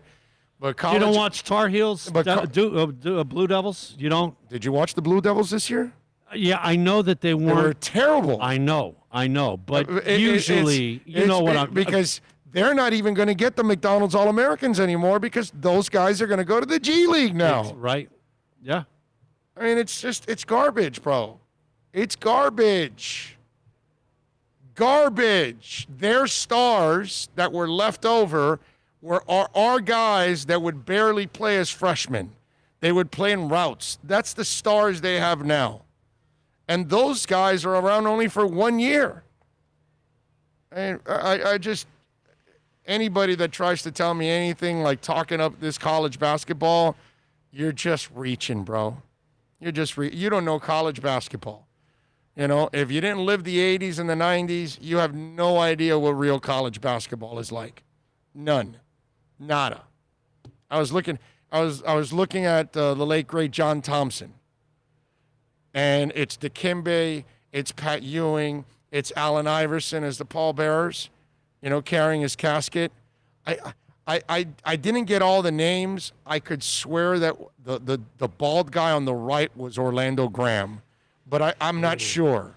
Ooh. I'm not sure if that was him, But again, I mean, that badass, that's the guy I would want to help carry my casket. Because if it is Orlando him, Graham was an intimidator, bro. Oh, dude, he looked like he just got released out of prison. Yeah, he was a badass. I loved Orlando Graham. He was a fun player to watch, bro. He's like again, that's when college basketball was He brought a chip on his shoulder and was going to beat you up like you were a bully back in the neighborhood. Yes. And he's taking you out. But you needed that guy on your team in those days. Oh, man, yes. You know, you needed an enforcer. It was physical. Yeah, you needed an enforcer in those days. And Orlando Graham was one of the best college enforcers I have ever seen in my life. Okay? David Wingate, Reggie Williams, man, those Georgetown teams, man. The way they play, the fact that they lost to Villanova, teams averaged 29% from the field for the season, and Villanova shot 71% in that championship game. It happened, man. It happened. That's the thing about basketball, bro. You're right. Mickey Collazo says Chief game did not disappoint unless you bet on the Texans. You're right, and you would have been crazy to bet on the Texans. Let's see. Speaking of style, James Roman says, did anyone see Manny Diaz's green-orange guayabera when he got to the stadium yesterday? It was sweet. Got to get me one of those. Super Boom Shack says, if every team makes the tournament, regular season means nothing. I mean, it's, it's college basketball at this point. I don't even take it serious anymore, college basketball. I don't. I just look at it as a novelty. I look at it like it's slightly above high school basketball. You know, it's just so minor league for me that it's below me to watch already. Like it's not worth my time. It's not worth my money. It's just not worth the effort. Not even the tournament, man. Yeah, the tournament slightly. That's it. That's all. That's all I watch. Right. UM in the tournament, bro. That's all. You don't even watch the conference championships anymore. No. Man, do you remember a day when it would be college basketball from the start of the conference tournaments all the way through, man? No. I remember when it was from the beginning of the season all the way through. Oh, yeah, right. I loved college basketball, dude. Now, I can't watch it. I'm sorry. You got to give really watered down. You got to give me real talent, bro. And I don't have real talent there. I don't have any real rivalries. I can't identify with people that are in and out every year. I just can't do that. You know, Pat in Nashville says, have a good weekend, peeps. Go Finns. Screw baseball, basketball, soccer, curling. Interiors bow before the mighty NFL. Oh, inferiors, I'm sorry. Bow before the mighty NFL. There you go. Pat in Nashville is outie. And thank you, Pat, as always. Appreciate you listening, supporting, super chatting. You downloaded, you dropped a ginormous super chat yesterday, Pat. Thank you so much.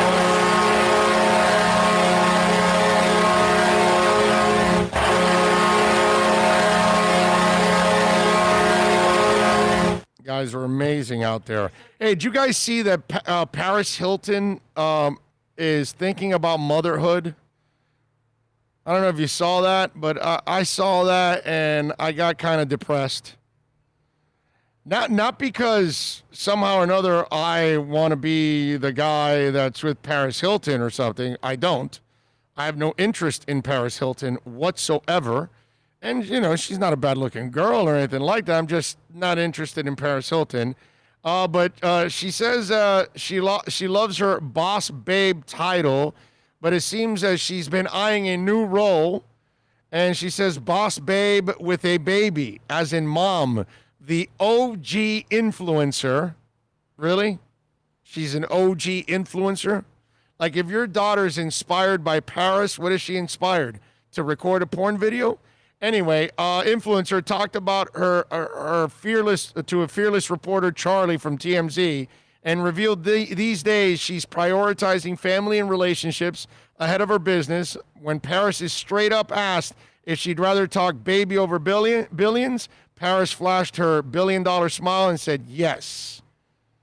So is she getting ready to get pregnant right now? She says, certainly may seem like it, and the conversation may be steering that way. In any event, Paris makes it clear, or crystal clear, she's focused on what really matters and is focused on the next phase of her life. I mean, it's just, I look at the Paris Hiltons and the Kim Kardashians, and it's like, you know, son, daughter, look what I did when I was young. And are you going to play One Night in Paris? Like, I mean, what is she? You know what? To me, those people are selfish, self-centered, and anything, even a child, is like a secondary thing. And if they were small enough, like they put it in their little purse like they're a little dog. You know, it's for display. It's not real. There's no substance to them. You know what I mean? Mm-hmm. It's a front and a facade. Well, all I can tell you is I saw that and I was like, I mean, poor kid. Because you think about it, the Kardashian kids have to live with, oh, yeah, your mom's Kim Kardashian. Yeah, Ray J video. Let's watch. You know, and what, keeping up with the Kardashians is something that, like, I'm supposed to be proud of or something if you're a part of that? A reality show? Is that's what you, look, I get it. They get paid and they got millions, and Paris, her family and all that other stuff, and they're going to be well off and they're never going to miss a meal. And I get all of that. Okay, I understand all of that there are fools and people that actually pay for Kardashian products and all that. That's fine if you want to be whatever and pay for that crap. But I'm just saying, Paris Hilton as a mom, I don't know, man. I don't know if that's something that I would endorse. You know what? She could be a mother. It takes heart and caring to be a mom. Anybody could be a father. You know, not everybody could be a dad. Just don't. I just don't see them as the examples there. No, and that poor kid is gonna have to hear about One Night in Paris all over again, all over the place, and she's gonna have to explain to her kid about One Night in Paris. And then when the other kids, for Kim, Blue, or whatever, they get old enough, they're going to be seeing the Ray J video. Because that it's going to be sent to them by DM and whatever, and they're going to run into it. And it's like, Mom, you know that I get bombarded with your porn tape all the time. I don't know, man. So kids are cruel, man. Kids are cruel. Yeah, I know. Your mom is Kim Kardashian, and your dad is Kanye West.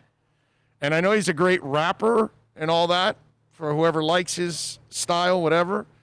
But still, look what he does away from the stage or even sometimes on the stage. Not necessarily something a kid is going to be proud of, to be honest with you. Craig Sager Jr. is in the news. So he is the son of the late reporter Craig Sager Sr., remember, that passed away from cancer. So Wednesday night, Junior popped onto Twitter and said, the NBA is whacked. It has nothing to do with my dad being dead and everything to do with Black Lives Matter, the younger Sager wrote.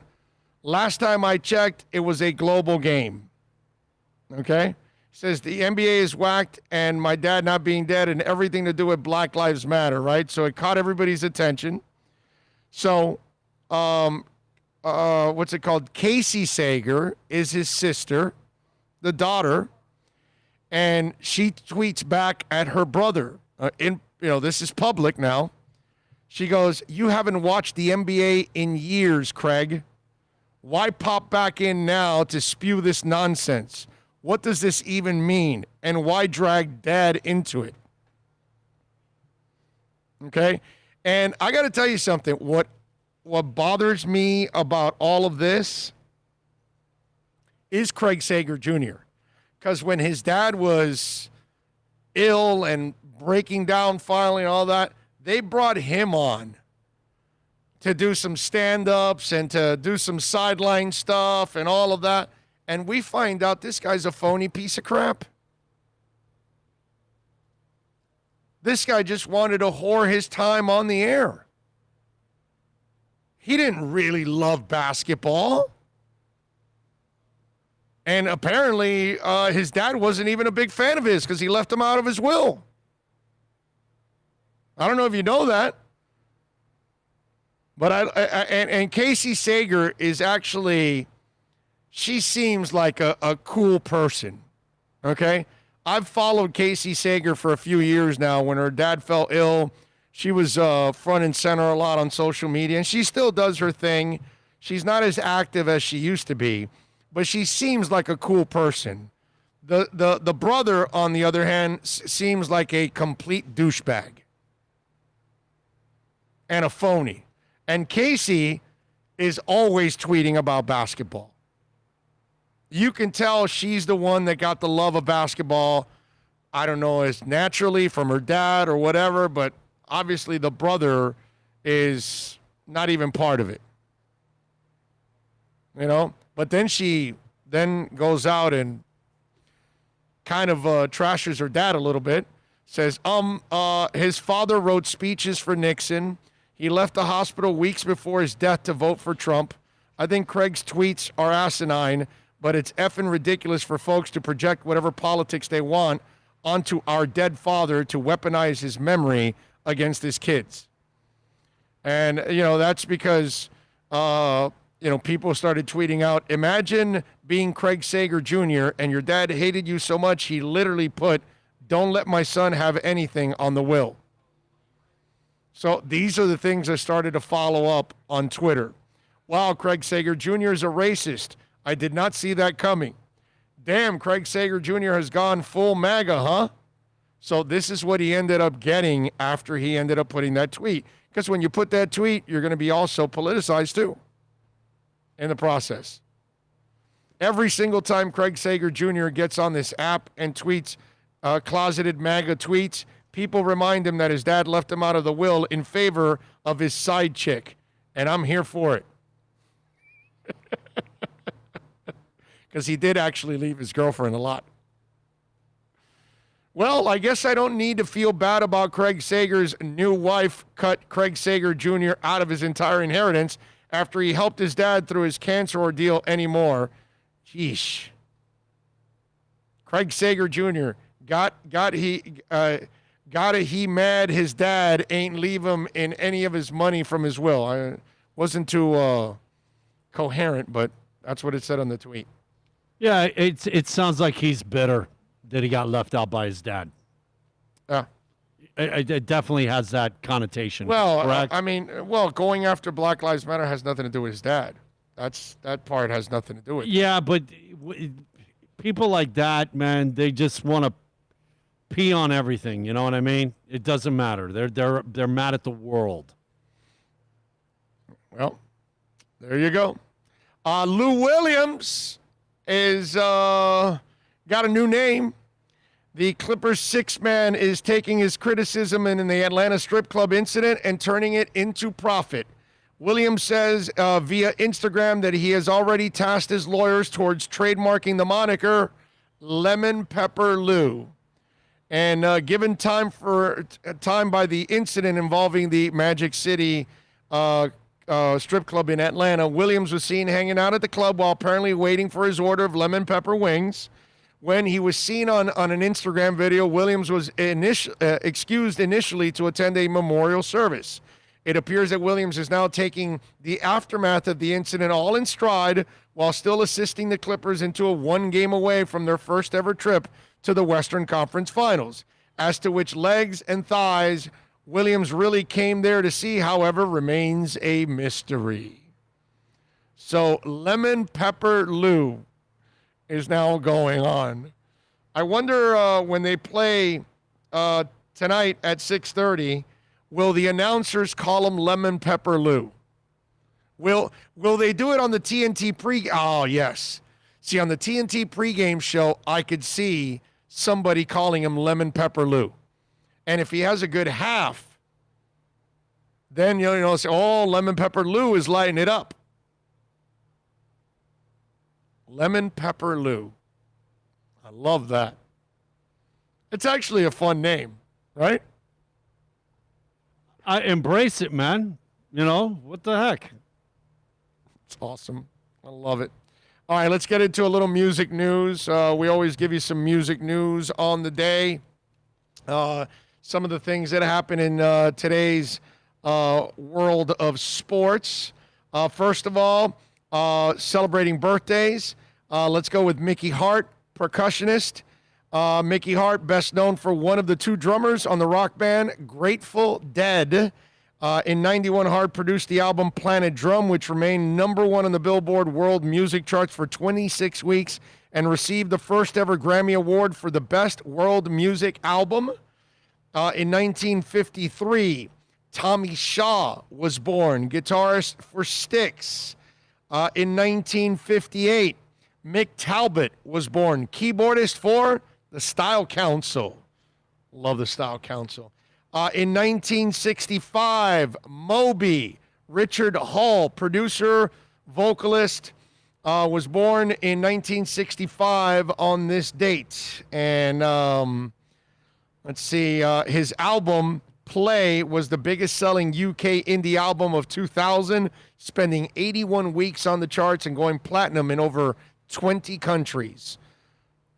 Moby is a descendant of Moby Dick, Arthur Herman Melville, just in case you did not know. In 1967, on this date, Harry Connick Jr. was born, the singer and actor. I actually think he's a decent actor. I think he's actually done a decent job as an actor sometimes. Johnny Buckland, on this date, was born in 1977, guitarist with Coldplay. And in 1981, on this date, American country music singer, songwriter, rapper, Ludacris. Chris Bridges was born on this date back in 1977. All right, there you go. 1965, let's go with the Beatles. They started a 9-week run at #1 on the U.S. album charts with Help, I Need Somebody, Help. Their 6th U.S. top charter, by the way, at that time. In 1967, the Beatles began filming Magical Mystery Tour. There was no script, nor a very clear idea of exactly what was to be accomplished, not even a clear direction about where the bus was supposed to go. The Magical Mystery Tour bus set off for the West Country in England, stopping for the night in Teignmouth, Devon, where hundreds of fans that greeted the Beatles at their hotel. So nice. They filmed something with no plan. That's pretty awesome when you can do that and pull it off, and then it becomes legendary. In 1971, on this date, Donny Osmond started a three-week run on the U.S. singles charts with Go Away Little Girl, which is Bill's favorite song of all time. In 1971, Jackson 5. On this date, the animated Jackson 5 series premiered on ABC TV. I love the Jackson 5 cartoon. That thing was awesome, bro. I liked the show they had for, 5 episodes? That was it. Yeah, maybe. Yeah. In 1976, on this date, Casey and the Sunshine Band went to #1 on the U.S. singles charts with Shake, Shake, Shake. Shake, shake, shake. Shake your booty. That's right. They got body here on it. They got Shake Your Body. It's not body, it's booty. By the way, it was his 3rd #1, okay? Only went to number 22 on the UK charts. What the hell is wrong with the people in the UK? Huh? Come on. 1982 on this date, John Cougar Mellencamp. And in 82, he was no Mellencamp. He was just John Cougar. Let's get that straight, okay? So in 1982, John Cougar became the only male artist to have 2 singles in the top 10 as well as the #1 album.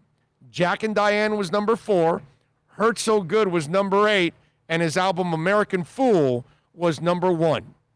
And it was on there for 9 weeks on the U.S. charts. I love Hand to Hold On To. That's my favorite song from that album. Everybody needs a hand to hold on to. I love that song. It's a great song. 87, Peter Tosh, the founding member of the Wailers, was shot dead at his home in Kingston, Jamaica by armed robbers. How in the hell do you shoot Peter Tosh in Jamaica? What the hell is wrong with you? Okay, I understand if Peter Tosh is in Little Havana and some Hispanic thief walks in, doesn't know who the hell Peter Tosh is, to rob the place and shoots him. But if you're in Jamaica, I mean, come on, bro. I hope they fried those people like a second after he shot him. Man, how the hell do you do that? Like, you break in? Okay, so you're a Cuban robber and you break into Gloria's house. Don't you at one point go, whoa, bro, this is Gloria's house. I got to get out of here. I'm not doing this. Right? Isn't it blasphemous? Like, if you're Jamaican, how do you break into Peter Tosh's house? How do you hurt Peter Tosh? You know what I mean? That's just wrong on every level. You got to know your own, bro. Come on. Peter Tosh doesn't deserve to go out that way. That's like, what is it? Mark David Chapman is the guy that killed John Lennon, right? It's like a maniac fan. Lennon signed an album for him earlier, too. That's how he rewards Lennon, by killing him? What the hell's wrong with you, bro? Peter Tosh. How do you kill Peter Tosh in Jamaica? How does that happen? That's nuts, man. Crazy story. I read that and it's like, come on, man. All right, 786-322-1105 if you want to get in on the program. Many ways to reach out to us here on the show. Did you guys see Myles Garrett? Myles Garrett said he pondered quitting football after the Mason Rudolph incident. He says he's become a better man and wants to clear the air with the QB. I read this story, right? And my problem is that he stuck with his guns that Mason said the N-word. And there were two black players and a white player that were around the two guys in the middle of that fight. Nobody corroborated his story. And two of the guys were his guys. Okay? So you'd figure, and one of them was Mike Pouncey. If you know anything about Mike Pouncey, if Mike Pouncey heard the guy say an N-word, it doesn't matter if it's his teammate, he would have said it. No, I can't defend Mason. He said the N-word. He would have said it. Pouncey would not have held back for something like that.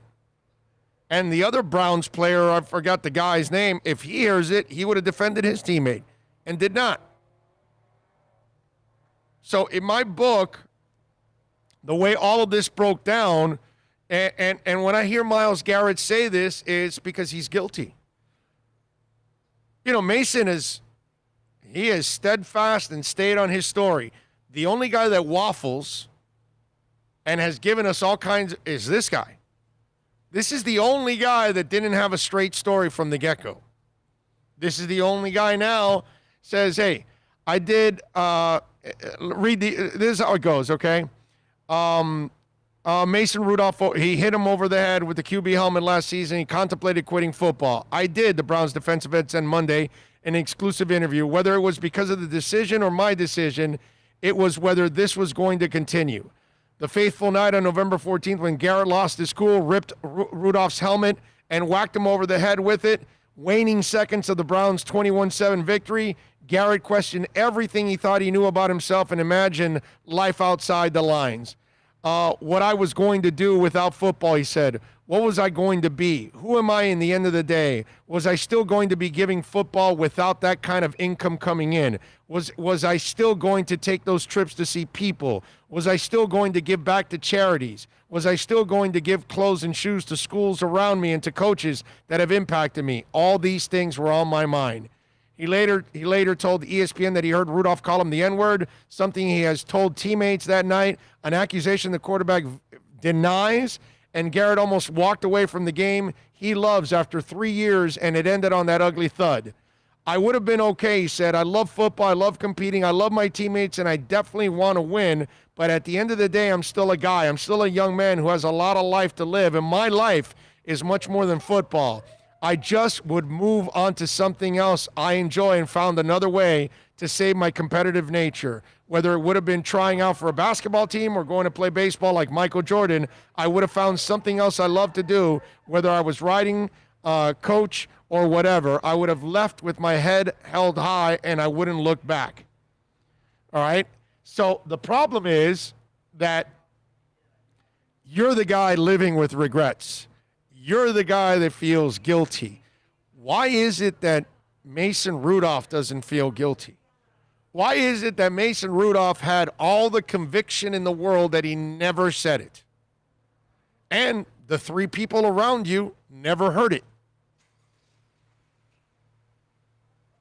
And so this is there's no doubt he's a hell of a player and all of that, but this is a young man that needs to come clean and needs to apologize for everything.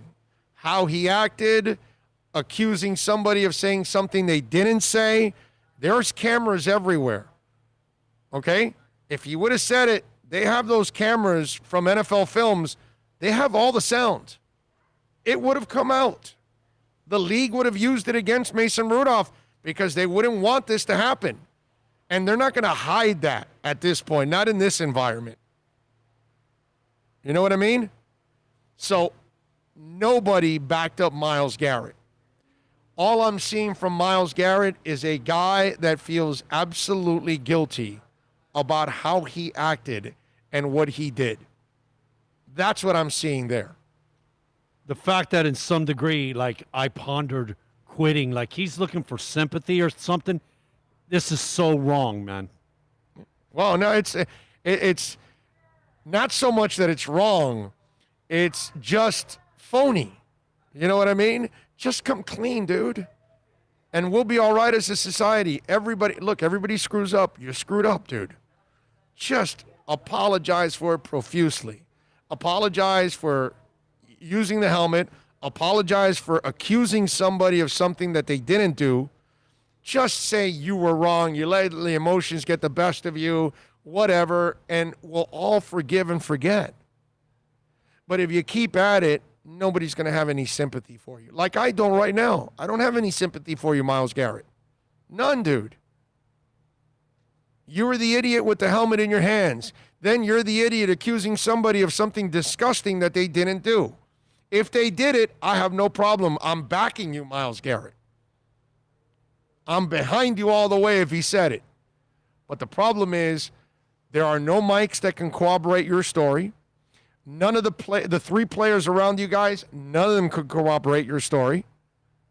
And so you have no proof. You got to let it go. And you got to apologize for everything. Okay? Everything. That's what you got to apologize for. And then people can forgive you. Then people can give you a second chance. But like this is not the way you go about these kind of things. No way. No way. All right, 786-322-1105 on the text line if you want to get in on the program. Many ways to reach out to us. The Dolphins and the Patriots. Patriots are favored by 6.5. The over and under is 42. I don't know about the over and under, but I got to tell you something. I love the Dolphins in this game, plus 6.5. I got to go by what happened last year. I have to measure what went on last year where I thought the Dolphins, I saw the Dolphins beat the Patriots in week 17. I believe the Dolphins are much more talented this year than they were last year. Not by a little, by a lot. Okay? A lot. Just X alone. Okay? Just X alone. You got on the field, you're already better.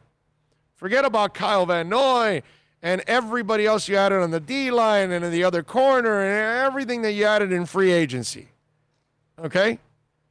You are a better team. Are the Patriots better than they were last year? No. No. You're not better Cam Newton over Tom Brady.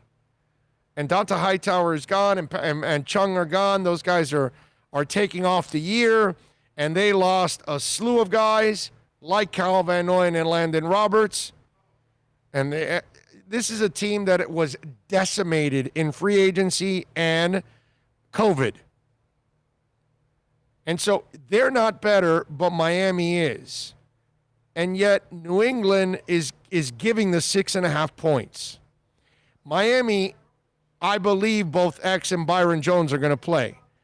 They are going to end up developing, barring injury, of course, like any team, one of the best secondaries in the NFL. So I don't expect Cam Newton to be beating them with his arm. And so if he's going to run the ball, then he's going to become what I believe is more predictable in this offense. And I know they're going to try to run the ball like crazy. Miami has better people to attack that run.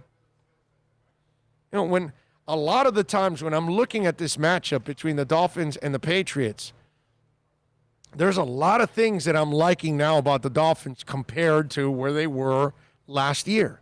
They've got a better defensive line. They've got a better linebacking group. They've got a better offensive line.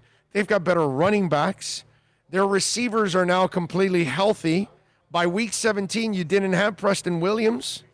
Now you have Preston Williams along with Devontae Parker.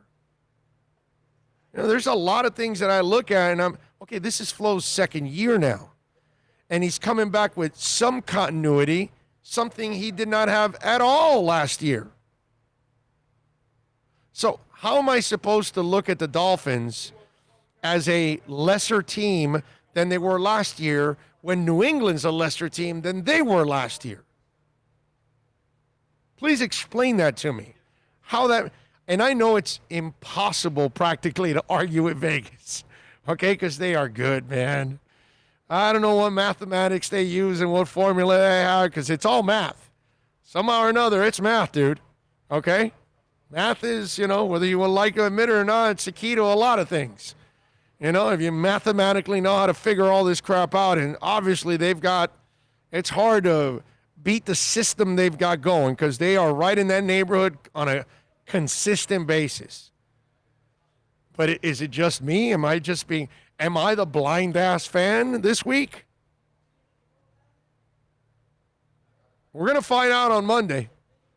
Okay? We'll find out on Monday if I'm the blind ass fan. Because I got to tell you, man, I love this game for Miami. Okay? Even if they don't win it, they're not losing by 6.5. I actually think they're going up there and they're going to win. And I've told you this earlier, you know, I told you this, I think, earlier in the week or last week. You go up there and win, you're sending a hell of a message to Belichick because now it's 2 in a row you've beat them. And you beat them when they were better, and now you beat them when they're less. And meanwhile, you're getting better in the process. And I'm not buying Cam Newton. I'm not. Okay? I admire the crap out of Cam Newton in Auburn. I admire what he's done in the NFL. But his style of play is not the kind of play that is long-term. And he lasted as long as he did because of the freak way that he is built. The good Lord up there gave him a body that most of us would kill to have. Right? Because if we all had Cam's body, boy, we'd be walking around permanently shirtless. And then we'd just be taking a look back at all the women lining up following us all over the place. Okay? Guy's blessed. But I don't care how big and how strong you are, this league will break you down. It's already broken him down several times. That I don't think he's going to be able to hold up that much anymore. So if they're going to run that way and they're going to run that kind of offense, and he hasn't learned how to beat people this way on a consistent basis, and that this part is the novelty of it, forget about it. Because if you're going to live off the legs, Miami's going to undercut those legs. That's just me. We'll see. We'll see on Sunday. It's going to be interesting. But I like Miami to win. I definitely love them with the points. There's no way they lose by 6.5 or more. Or, well, they can't lose by 6.5, but 7 or more. Let's put it that way. I like this one here. Now, Monday, Bill can have some fun and play the blind ass fan for me if we lose badly. Okay? We'll see. Should be fun. Myles Garrett sounds like he's matured up. Only thing is, Was he truly sincere on what he had to say, or was he just saying it so he looks like the good guy and people feel pity for him? Well, that's why when you hear him say, well, I couldn't, if I leave, then I can't, do I donate to charity? Can I do this? Can I do that? He started talking about all this other stuff give me a break, dude. That looked like a sympathy speech that he's dying to get from people. Now Miles makes himself look worse than from last year. He could have ended Mason's career. Yep. BK was 1,000 times better back then. The mayor then used was different. The shakes were all real milk, and effing fries were friend in real oil. Oh, fried. I mean, you put friend. Okay, I get you. The old Burger King days. All right. Since the Patriots suck in September, I'm going with the Finns 31-20. Hey, that's another thing. They do start off slow. You're right about that. Mickey Collazo, Dolphins are going to win by 10. Omar says Finns 24-17. Tremolio says Kyle Van Noy is going to break Cam in half. I predict Cam turning the ball over a lot. 3 picks, 2 fumbles. Oh, that would be fun. There's no question in my mind the Finns are a better team this weekend. My only concern is getting new players to work as a unit and shaking off the offseason rust. Amen, Raging Dolphin Maniac. Amen, my brother. That's a challenge for everybody, right? All 32. Super Boom Shaq says if they can control Edelman and White coming out of the backfield, they should be okay. Steve Chapman says play the blind ass fan alert. Blind ass fan alert. Look out, everyone. We've got a blind ass fan coming through.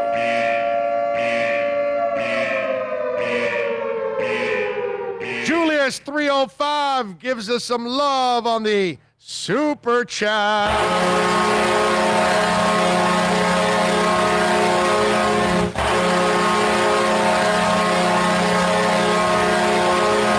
Says, gotta support my man Big O. More layoffs today at Intercom. They did? They laid off more? Wow, I hate to hear that, dude. That sucks. It's just a terrible company, so poorly run. I can tell you from witnessing it myself here in the Miami Bureau, I mean, the people they have at the top are complete idiots. Super Boom Shack also, by the way, sent in a Super Boom Super Chat.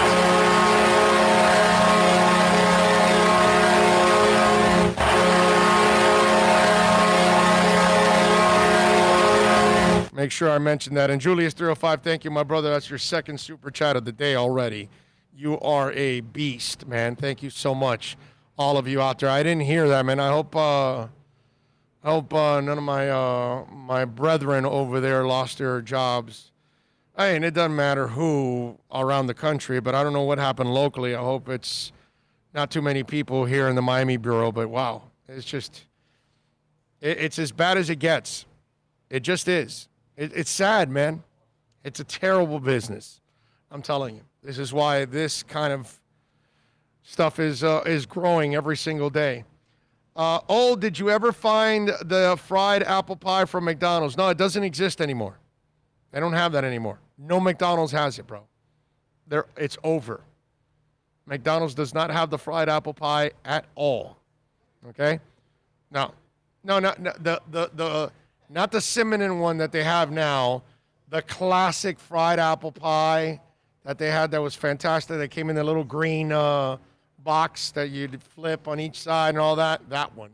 Because there were still some McDonald's up until maybe 3 years ago.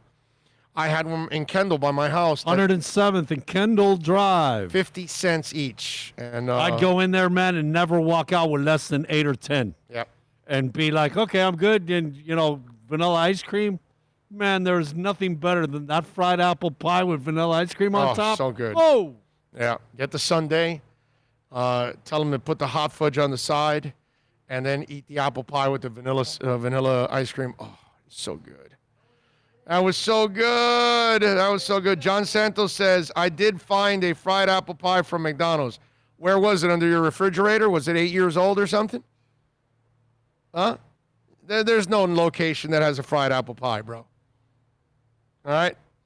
If there is one, John Santos, I want you to put it on film. I want you to go to the McDonald's. I want you to buy the fried apple pie, and I want you to film it, show it to me, and tag me at Big O Show. Okay? Because I don't believe it. I think you're confused. Dude. You think we're talking about the fried pie that they have now that has the cinnamon on it. That's not the one. Not the one. Okay? If that pie sucks. If they have the authentic, me and you are both. Yeah. Going to that McDonald's. Of course. I don't care. I don't Exactly. care if it's in Fort Pierce. I'll drive to it. Okay? We'll make it a road trip. We'll have fun. Exactly. I don't care where it's at. All right? You just made me remember. You know what Shea looks like from the Inter Miami team? By the way, Super Boom Shot goes, many roofs of mouths were burned by that. True, right. that's true. He's so right. But That they is would give you such the a great warning. call. The filling is Always. The filling is hot. Yes. Look, you know Yes. what? Like pizza. What is it that it is the sauce inside because you have the crust, Especially and if it the came right cheese. out of the fryer and then they got Yeah. the pitchforks and got it out or No, the, but it's the the thing in clamps and- between. Everybody thinks it's pizza. It's the cheese that burns. It's not. It's the sauce in between. Yes. Because it's insulated by the dough and the cheese. Yeah. And the sauce is what gets you. Yes. And that's how it was with exactly. with the apple pie. It would give you the warning. Remember that warning on the side of the box? Yep. The inner filling will burn you badly. Give me some apple pie. Shay, you know who he looks like, bro? He looks like one of the guys that stumbled out of Jeff Spicoli's VW van at Who? school. Shay, the kid for Inter Oh, yeah. Miami. Yeah. Or he just caught a wave, got up on the beach, threw the board down in the sand, and said, "Oh, I'm going to go play soccer now." Okay. Makes sense. Makes sense. I love it. Let's see. 2020 sucks. I can't work out at the gym because the Cali communist governor says no gyms. Can't jog outside because Cali is burning and ashes are in the air. LOL. Yeah, no, I feel for all of you out there in California, man. You guys are going through some serious hell. You'll have to go to Popeyes for a good fried apple pie. You know what? You guys have said this before. We've had this conversation, and you're right. Checkers is the one that has the best pie right now. Okay? If you want the best, at least in my eyes, in my book, out of the fast food joints, Checkers is the closest thing to the McDonald's one. But remember, the McDonald's one did not have cinnamon. It did not need it. The Checkers one has it, but it's still pretty good. I will give it to them. I gotta give the Checkers one a little love. It's pretty decent. Let's see. You guys have all those awesome Cuban pastry shops in South Florida and are drooling over a McDonald's, shaking my head. Oh man, yes, definitely, no doubt. It's even with Vicky's around the block. It doesn't matter, bro. This is a different plane, a different entity. Yeah, man. A guava pastel is a different thing than an apple pie, bro. It's just a different type of sweet. You know what I mean? Give me the triangle, man, with the guava and the cream cheese. Yeah. That, yeah. That's yes. Guava y queso. Yes. Now, if you're into the apple pies or they're not a strudel. They're like a turnover or an apple pie. Just to give you a little heads up, Pepperidge Farm has frozen apple turnovers. It's a square green box, okay, and 4 of them come inside, and they're triangles. I promise you, okay? I promise you, those things are awesome. Okay? Awesome. Put it at 425, cook it at about 19 minutes. It'll come out fluffy brown and just Wait a second. Are you talking about cooking? Well, Using the oven? you bake it. Yeah, you bake Bro. it. Yeah. Wow. Listen, folks. This guy, this is the only time I've ever heard you talk about doing anything with an oven. Well, if it, you know. I'm so impressed with you Doesn't- right now, my brother. No, that doesn't take much. No, but it doesn't matter. That's kryptonite to you, man. I don't cook that much. No, what do you mean don't cook that much? I stopped. You never. I stopped cooking after making burritos at the supermarket. That's right. Yeah, exactly. Exactly. Hey, I made pretty good burritos. Oh, bro. That was awesome. I was on a roll for a while. They're making some delicious. One of my favorite seasoned meat. That was just one of my favorite was when we were on South Beach, and decide we can't wait till they get to Miami. They're opening in Lakeland. We're going to U2 in Lakeland, and literally we leave the club at like 2-3 in the morning on South Beach, Washington. We go to my house, pack a bag. Go to his house, pack a bag. Where do we go? Further south, down to where the supermarket was, and load up the vet with 2 coolers of cold ice drinks and then food. Do you remember us going through the supermarket at like 5 in the morning, grabbing stuff? Hey, you gotta have priorities, bro. Bro, you know, like a movie, a story, bro. That is so cool what we did. Michael Mata chiming in a little love on the super chat.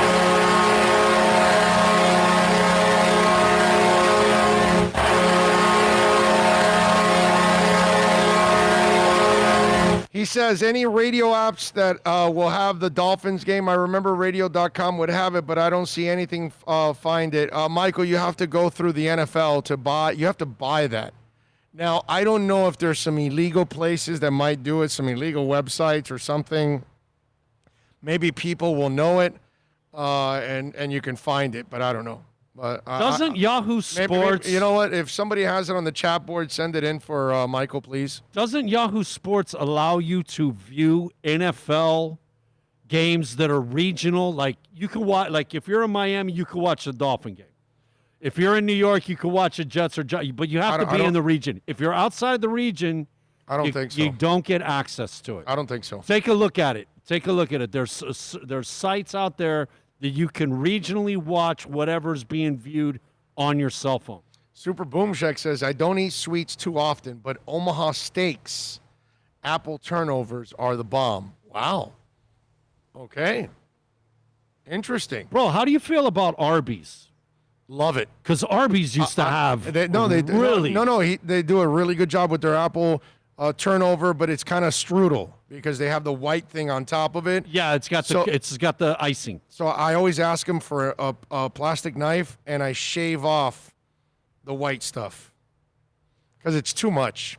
You don't like icing, huh? It's the icing takes away from the flavor of the apple and the flakes and all that stuff. It overpowers. It's overkill. Overkill. Yeah, and that's what I don't like about it. And so that's why I'm telling you, the Pepperidge Farm one. Oh, I haven't done Arby's in so long. You know that the apple turnover. I was wondering if they even still had it. They still do it. They still have it, and it's fantastic. Right. It's fantastic. They do a good job with it. I will give it to them. But again, I have to put a little work.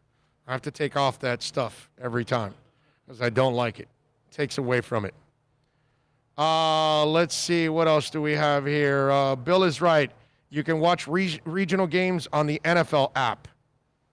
Okay. Okay, that's what it is. He said Yahoo. But my bad. I don't my know. bad. I don't know if you can watch the Dolphins game on NFL.com. I think that'll be blacked out, bro. I think that'll be blacked out because they will force you to watch it on CBS. And so then you've got to go to CBS to watch it. I'm pretty sure of that. I don't think you'll be able to watch your hometown team on NFL.com. I know you. Look, my buddy up in Chicago, he's like, hey, man, just download this, blah, and you can watch the Bears. And I like, okay. So I got the Dolphin game on, right? And I'm like, on my phone, and I'm like, regional, blah, blah. And I'm like, yeah, dude, you can watch it because you're in Chicago. If you're in the region, they'll give it to you. But if you're outside of the region trying to pull another game, you better cough up some cash. Troy Ortiz says, Michael, check Reddit football streams. Just Google it.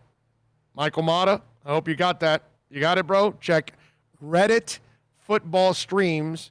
Google it. Okay? So there you go. All right. Super Boom Shack says, I watched the Chefs on Yahoo last night. Yeah, but you're not in Miami. You're in Miami, right? Super Boom Shack, is that what it is? Or are you in Kansas City? Were you in Kansas City and watched the Chefs? Were you in Houston and you watched the Texans? Or are you in Miami? Because that's what I think it is. I don't think you can watch the games in your own market. I think they will force you to go to whatever local affiliate because there's I I think that's all negotiated and stuff. You know what I mean? I just want to say.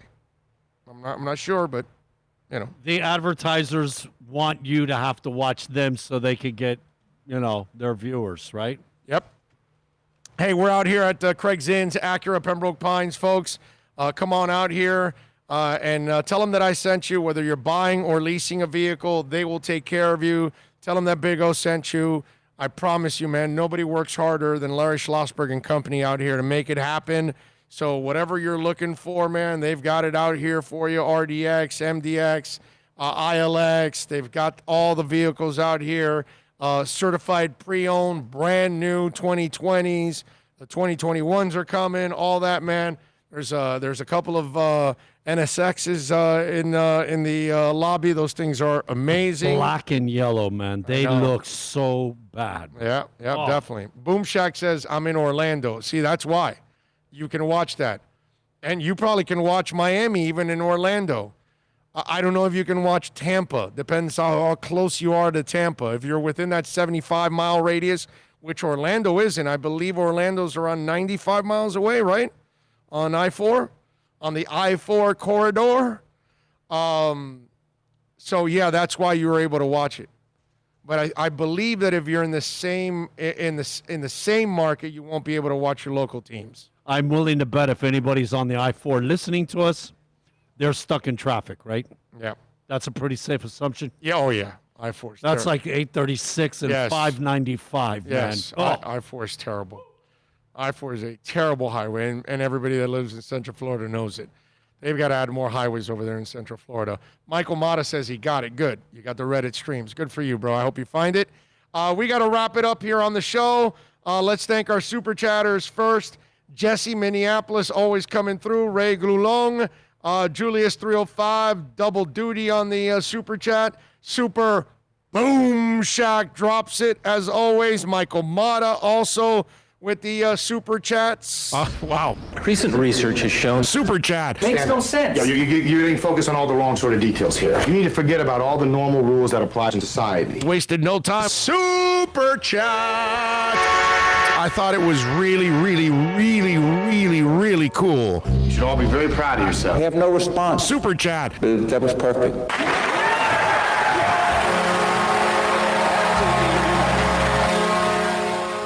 Yes, thank you so much, everybody that downloaded the show, whether you're listening in the middle of the night, in the early in the morning, whenever you're downloading it, thank you so much. Congratulations. Yes, the numbers are just going through the roof on the downloads. It is so nice to have you just back. kicked the 4-hour mark on the show, my brother. Oh, we did 4 hours today? Only 4 hours. Oh, yeah, it's 2:53. That's right. We did start a little early. It's exactly 4 hours on the board, my brother. Nice. All right. Well, we did a 4-hour show today. That's not bad. And we barely talked about the games this weekend. Did I talk? I just gave. No, I know what you did, but you Miami. know, I did enter Miami. What do you mean? What games do you want? Oh, you talk about football. Football on Sunday, baby. You know what I was thinking? I was thinking of giving out my picks and all that. I don't know what's going on. How? So I said, you might as well just throw a dart, right? Right. So I said, I'm not just going to give my money away and give picks away for the hell of it. I'm going to pick the Dolphins plus 6.5, okay? Because that's what I feel I know something about. You're totally right. But I'm going to wait to watch a week here or two and see what the hell's going on in the NFL before I start, like, figuring out these lines and stuff. I'm going to wait a little bit. I'm on a better groove in basketball. I'm going to ride basketball right now. And that's it, man. Okay? Well, I mean, it'd be like throwing darts for you, not for me, obviously, because, you know, I hit what I throw. But, you know, you would just, hey, look at that. Hey, okay. I took the guy out. I took the guy's eye out that was walking out of the bathroom while I was aiming at the dartboard. So that's what's going to happen if I'm there. Anyway, on behalf of Bill and Philippe, as always, great work. Thanks to all of you out there for watching, listening, reaching out to our sponsors, using our sponsors, whether it's here at Craig Zinn Acura, Toyota of Hollywood, you name it, VSS West Pines. Get your CBD and legal THC. Enjoy the buzz. Legal THC at VSS West Pines. At 20% off. Tell them that I sent you. Okay? Anyway, Drew Boo, thank you for the super chat that he's dropping in right there.